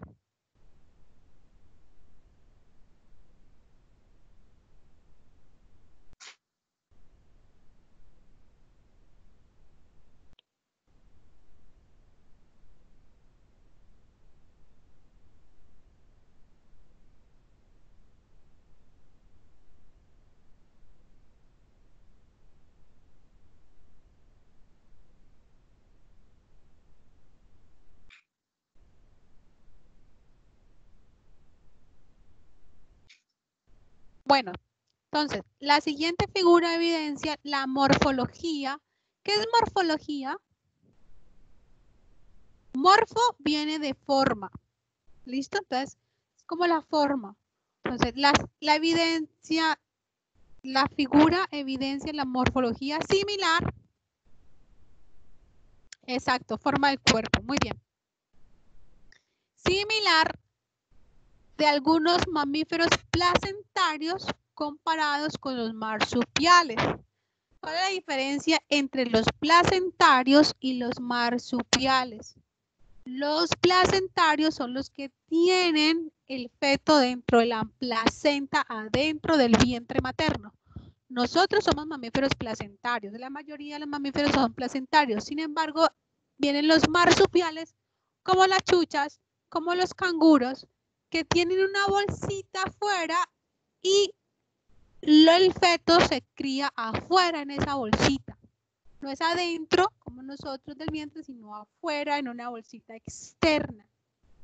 Entonces, estos son mamíferos placentarios y estos son marsupiales. Son diferentes. Sin embargo, morfológicamente, algunos marsupiales se parecen a los mamíferos. En este caso, tenemos que el oso hormiguero, hay uno marsupial y hay otro oso hormiguero que es placentario. Sin embargo, son diferentes, ¿sí? De diferente origen. Este es placentario, este es placentario, este es marsupial. Los topos, también hay un topo placentario, pero también hay un topo marsupial. Son parecidos físicamente, pero sin embargo son diferentes. Igual que la rata. Entonces, teniendo en cuenta lo anterior, el parecido entre parejas de marsupiales y placentarios puede ser explicado por el ambiente, porque el ambiente, ¿qué? ¿Sí? Me están diciendo que, bueno, estos son parecidos a estos, sin embargo son iguales. Entonces me están diciendo que hay algo que hace el ambiente que hacen que sean parecidos. ¿Cuál es la respuesta?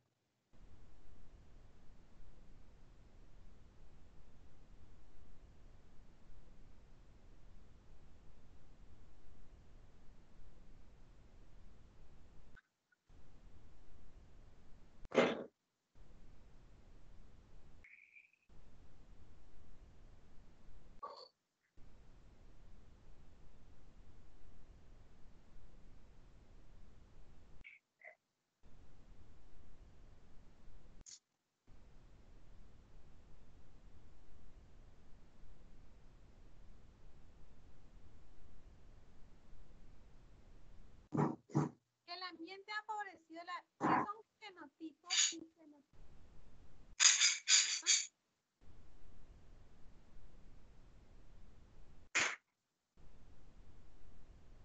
¿Cuál es la diferencia entre genotipos?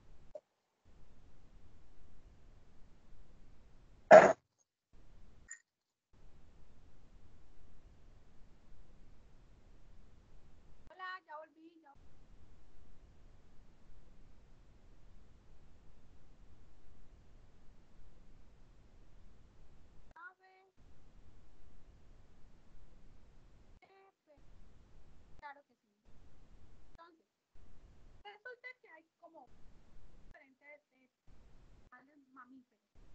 Están los placentarios marsupiales. Los placentarios son el vientre. Diferentes a los marsupiales. Marsupiales son los que... Profe, pregunta para todos. ¿Alguien la escucha bien o soy yo la única que la escucho por allí? O sea, la verdad no lo estoy entendiendo. Ay, ¿me estás nada. escuchando bien? ¿Me estás escuchando bien? Bueno, ahí? ahora sí. Lo que Ahora pasa es que sí. le estaba hablando al audífono. Le estaba hablando al audífono, pero no al micrófono. Qué pena. Ahora sí me están escuchando bien. Hola. ¿Me escuchan? Hola. Sí, ya se profe. Ah, bueno. Sí, profe, ya se escucha. Bueno, entonces sigo acá. Los marsupiales son los que tienen la bolsita afuera y ahí se cría el feto. Los mamíferos tienen la placenta dentro del vientre. Entonces son diferentes. Estos no se pueden cruzar entre ellos porque son diferentes. Sin embargo, hay placentarios que se parecen a los marsupiales. Hay, por ejemplo,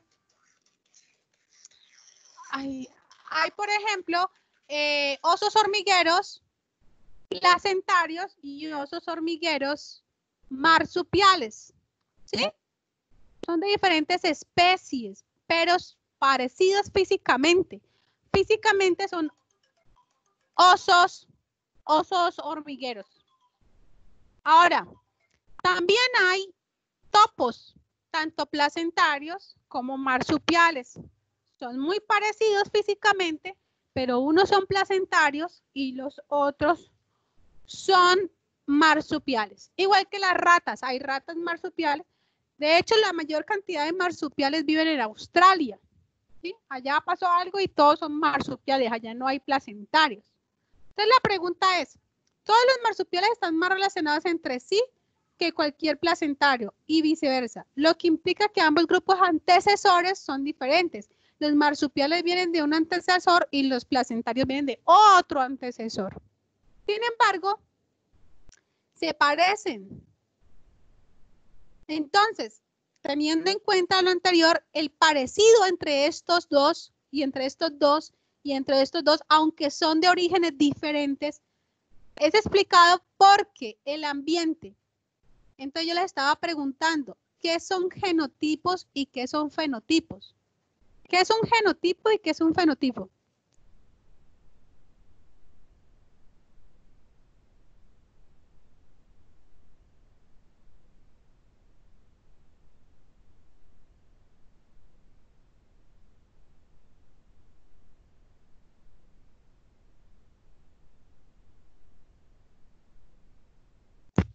Los escucho.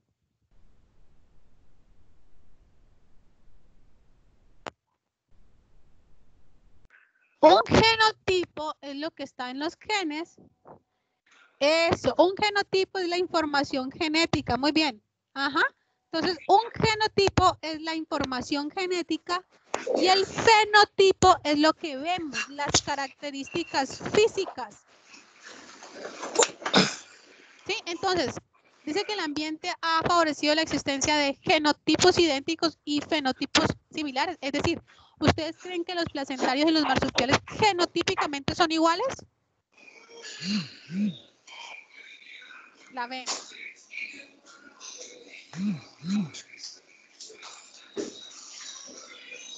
No, muy bien, no. Genotípicamente no son iguales porque el ancestro de este es diferente a este. Genotípicamente no son iguales. Entonces, que el ambiente ha favorecido la existencia de fenotipos y que los genotipos sean diferentes o que homogeniza los fenotipos de todos los organismos y consecuentemente todos los genotipos que homogenizan los fenotipos de todos los organismos y consecuentemente todos los fenotipos. No, como me dice por acá, la respuesta es la B. El ambiente ha favorecido la existencia y las características físicas sean iguales aunque los genotipos sean diferentes. Acuérdense que yo la vez pasada le decía que nosotros somos 50% ambiente, 50% ADN. ¿Sí? Es decir, yo puedo tener 50% ADN igual que mi hermano, pero si nos criamos en diferentes ambientes, vamos a ser diferentes. Esto se ve, por ejemplo, en los gemelos idénticos, donde si a uno lo cría una familia y le da mucha comida y el otro no, pues uno va a ser más gordo que el otro, a pesar de que genotípicamente ambos son iguales. ¿Sí? Entonces, fenotípicamente estos son iguales, o sea, parecidos físicamente, pero genotípicamente son diferentes, muy diferentes entre sí. Bueno. 2 minutos para que lean la octava.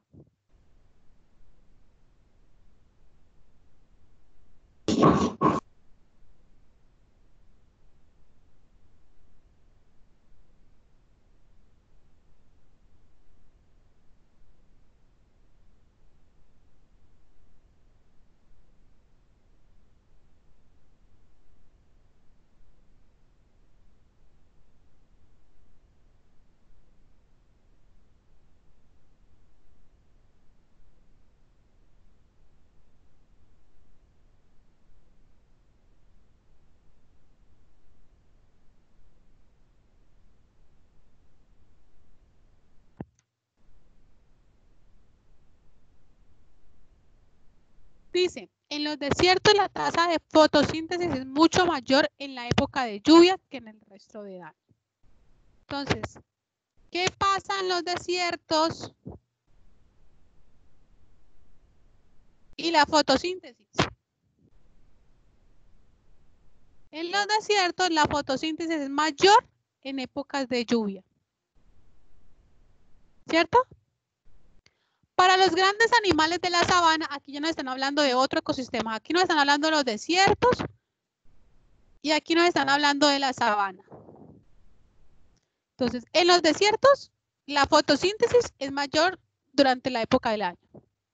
En la sabana, los animales grandes de la sabana, la falta de alimento durante la época seca produce el descenso de las poblaciones.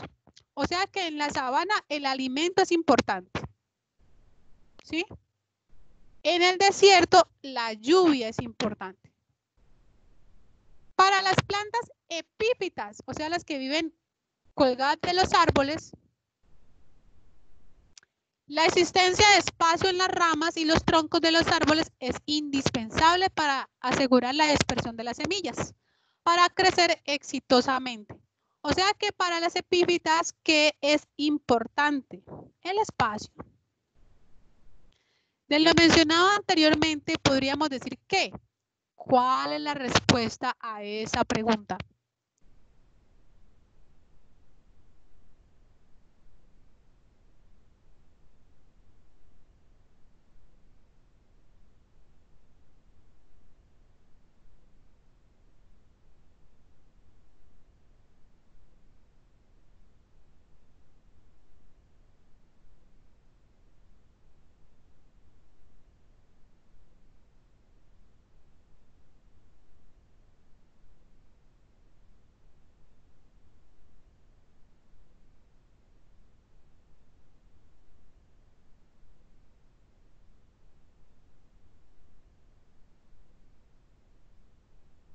La D o la C, me dicen por acá. La escasez de ciertos elementos limita algunos procesos que se dan en plantas y animales, o todos los recursos son igual de importantes. Por acá me dicen que la C.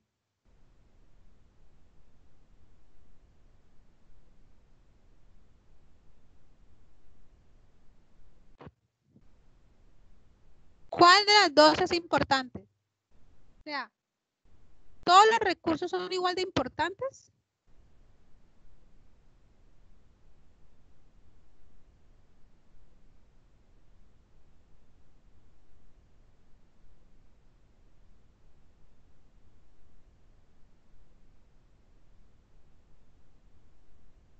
¿Cuál es la respuesta entonces? ¿La C o la D?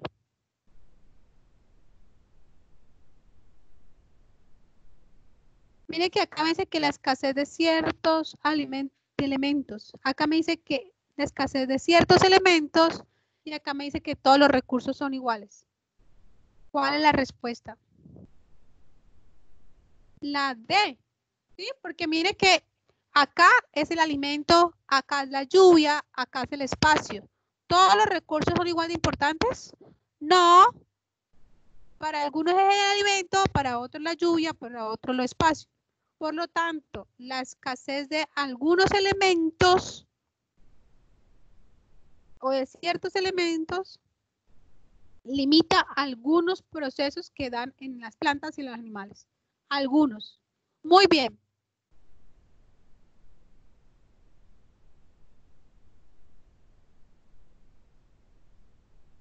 Dos minuticos para que lean la 9.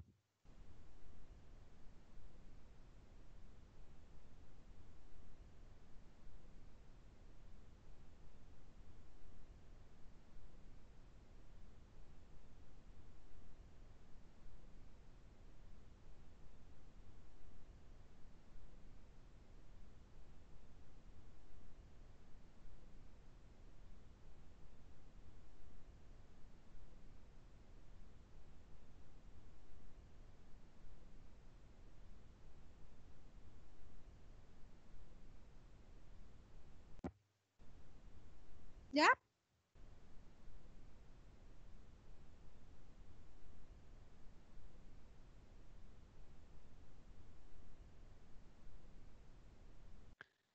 Bueno, a medida que aumentó la población colombiana y se requirió más espacio para asentamientos humanos, la gente se fue desplazando hacia las áreas boscosas, reemplazando así la vegetación nativa por cultivos y pastos para el ganado. Como resultado, las grandes extensiones de bosque se dividieron en fragmentos pequeños, separados entre sí. Los grandes carnívoros de bosque, como jaguares, tigres y águilas, realizan grandes desplazamientos diariamente en busca de presas generalmente difíciles de encontrar.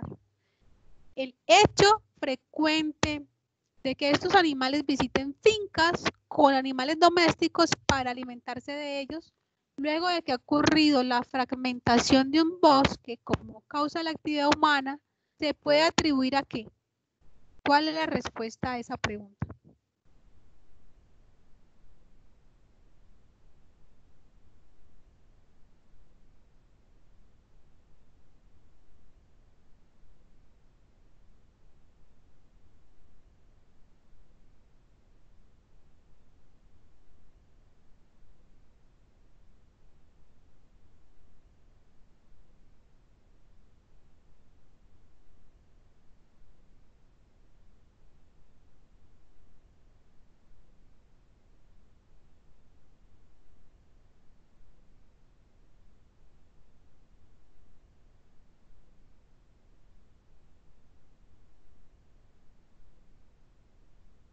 ¿Cuál es la respuesta a la pregunta?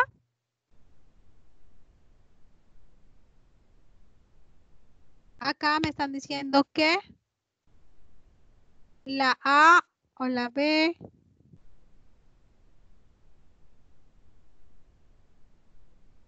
Dice, ¿a qué se debe entonces que los animales grandes vayan y se coman los animales de las fincas? A que las presas naturales desaparecen quedando los depredadores sin recursos alimentarios, o que el tamaño de las poblaciones de las presas disminuye haciendo difícil su búsqueda.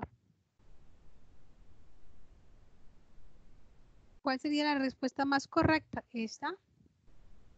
No desaparecen del todo, pero sí se reducen, ¿sí? Entonces, como la búsqueda se vuelve tan difícil, pues más fácil y me va a meter en una finca y comerme el animal que está allá, ¿no? Muy bien, Caterine.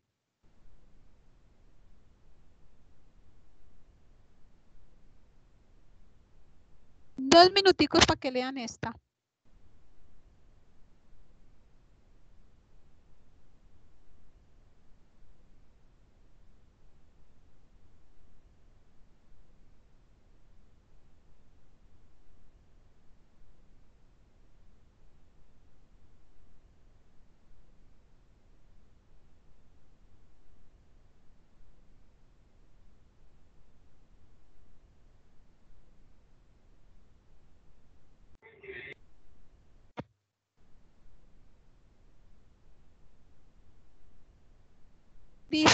en cierta región los tramos bajos de los ríos crecen e inundan el área circundante durante 6 o 7 meses al año. El nivel del agua se eleva hasta 10 metros, dejando totalmente sumergida la vegetación baja del bosque. Las aguas se expanden hasta 20 kilómetros, selva adentro por ambos lados del cauce. La crecida de los ríos reúne las especies del suelo con las que viven en los árboles, pues los artrópodos y algunos vertebrados del suelo migran hacia arriba para escapar de la inundación. Si en las siguientes figuras cada óvalo representa el nicho general de cada grupo de organismos, entonces la figura que mejor ilustra la situación descrita durante la inundación sería: estos son los animales arborícolas y estos son los animales terrestres. Acuérdense que los terrestres se suben hasta los árboles porque el agua aumenta. Entonces, ¿cuál de estas gráficas representa mejor eso?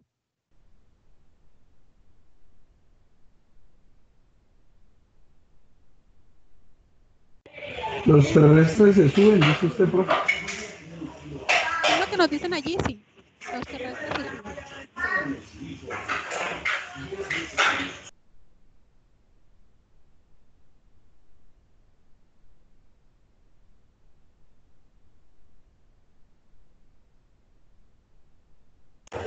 ¿La ve? ¿Esta?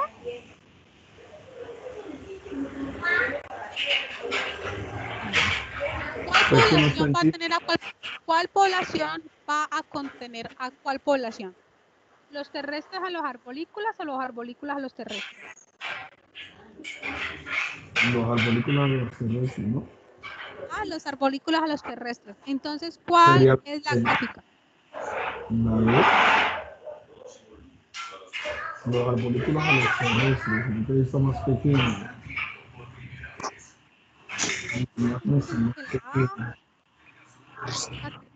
La A.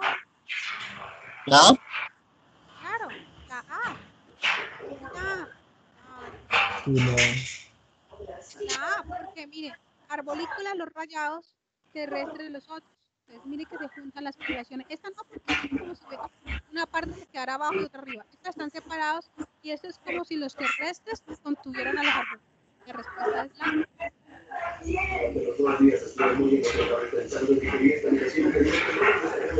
información que mejor concuerda con su respuesta anterior es que durante la inundación, en la parte alta del bosque, ¿qué pasa?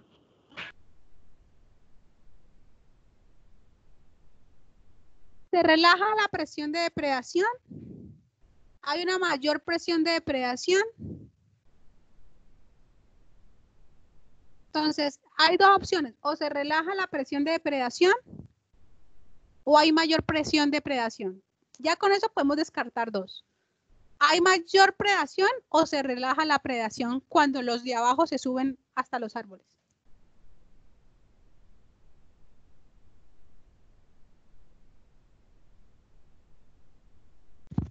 Dice Caterine que la B.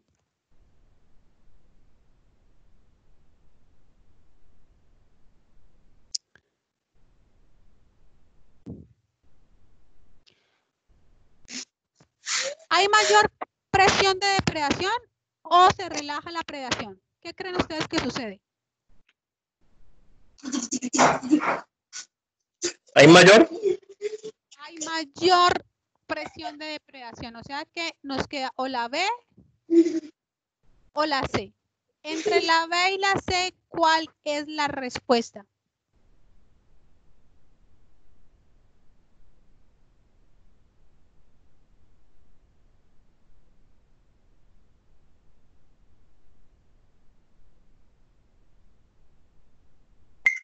La B. La B, nos dicen La por B. acá me dicen que la C. Yo la B. Sí, es La la B. Es la B.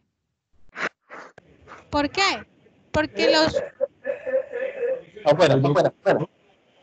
Ah, no, espere, ¿la B? Yo dije que era la B o la C, ¿cierto? Sigo la B y la C. Quiero los dos. Sí, espere. por la mayor presión. ¿Los dos grupos utilizan de manera diferente los recursos? Ojo. ¿Los dos grupos utilizan de manera diferente los recursos o hay una fuerte competencia por los recursos como el espacio y los alimentos que son restringidos en la zona? Gabriela dice que la C y Catarina dice que la C. Hay una fuerte competencia. Hay más fuerte competencia, o sea que la respuesta ¿cuál es? La C. La C. Muy bien. Vamos con la última. En la tabla se indica la presencia más o ausencia menos de características compartidas entre 7 especies de dinosaurios. El esquema que mejor representa las relaciones filogenéticas, cladograma en las 7 especies de dinosaurios y que es más consistente con los datos de la tabla es: ¿qué es una filogenia y qué es un cladograma? Filogenia es la relación que tienen las diferentes especies, es decir, qué tan cercanos o qué tan lejanos son en el ancestro más cercano. Si son primos hermanos, si son primos solos. Y el cladograma son estos árboles que ustedes ven dibujados aquí. Por ejemplo, en este árbol, el ancestro común sería A, que dio origen a E y a B. ¿Sí? E dio origen a D y a 3. Y D dio origen a 1 y a 2. Por el otro lado, B dio origen a F y C, donde C dio origen a 4 y a 5. Y F dio origen a 6 y a 7. Fíjense bien que a pesar de que vienen del mismo ancestro común, 1 y 7 ya están lejanos en la filogenia. ¿Sí? ¿Quiénes están más cercanos? E y B porque son inmediatamente de este.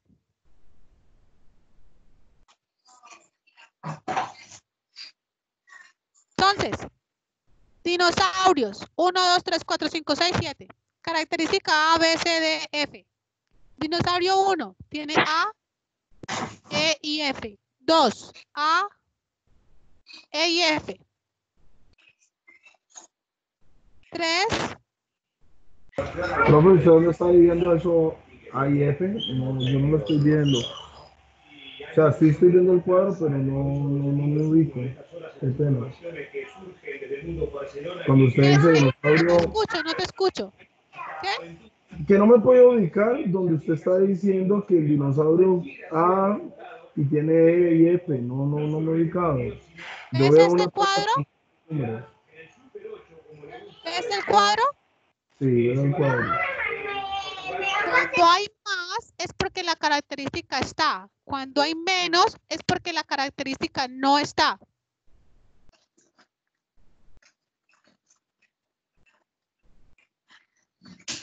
Entonces, por ejemplo, el dinosaurio 1, mire que todos presentan la característica A, pero B, 1, 2, 3 no la presentan, 4, 5, 6 la presentan. C, solamente 5, 6 y 7. D, solamente 6 y 7. ¿Sí? Entonces, ¿cuáles son más cercanos? ¿Cuáles son más parecidos entre sí según la característica? Ay, espere que es que se me pasó.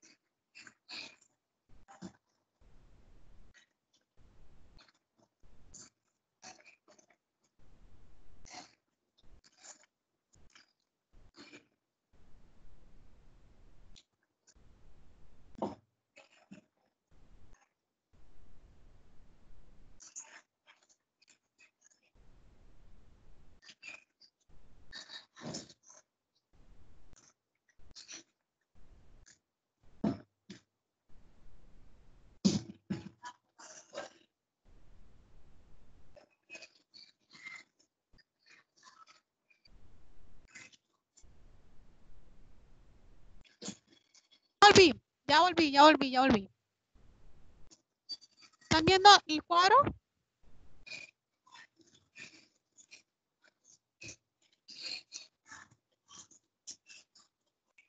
¿Están viendo el cuadro?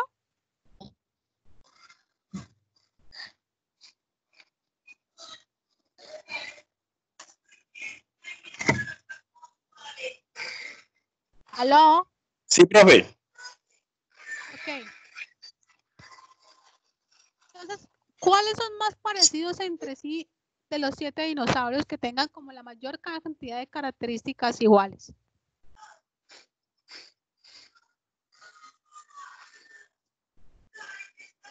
Mire, A las tiene todas. O sea que, ¿quién es el antecesor? A. A las tiene todas. De ahí, ¿quién le sigue? Después de A, ¿quién tiene mayor cantidad de características?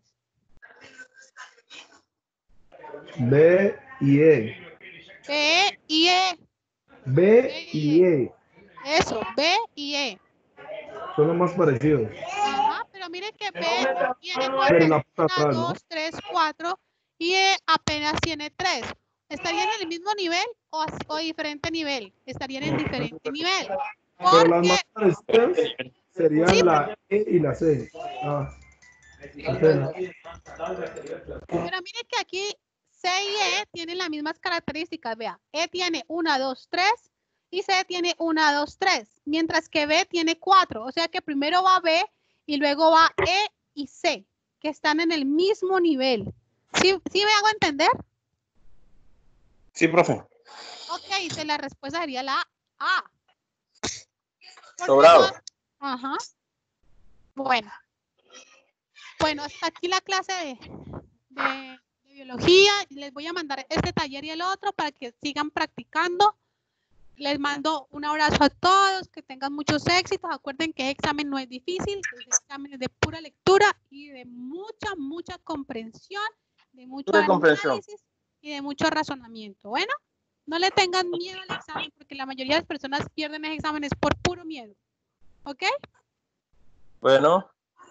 Bueno, un abrazo para Ok, todos. Feliz fin de profe, semana. muchísimas gracias. A ustedes por escucharme. Bien. O sea que Bueno. ya no tenemos más clases con usted, profe. No más clases. Me mandan las caritas felices y los corazoncitos por aquí. Bueno, profe, muchísimas gracias Un por abrazo. todo. Se aprendió muchísimo. Muchos éxitos. Chao, profe. Que les vaya muy bien en el examen. Gracias, chao. Estudien mucho, lean mucho, practiquen mucho. Ok, gracias. Bueno, a ustedes. Chao. Bueno, chao.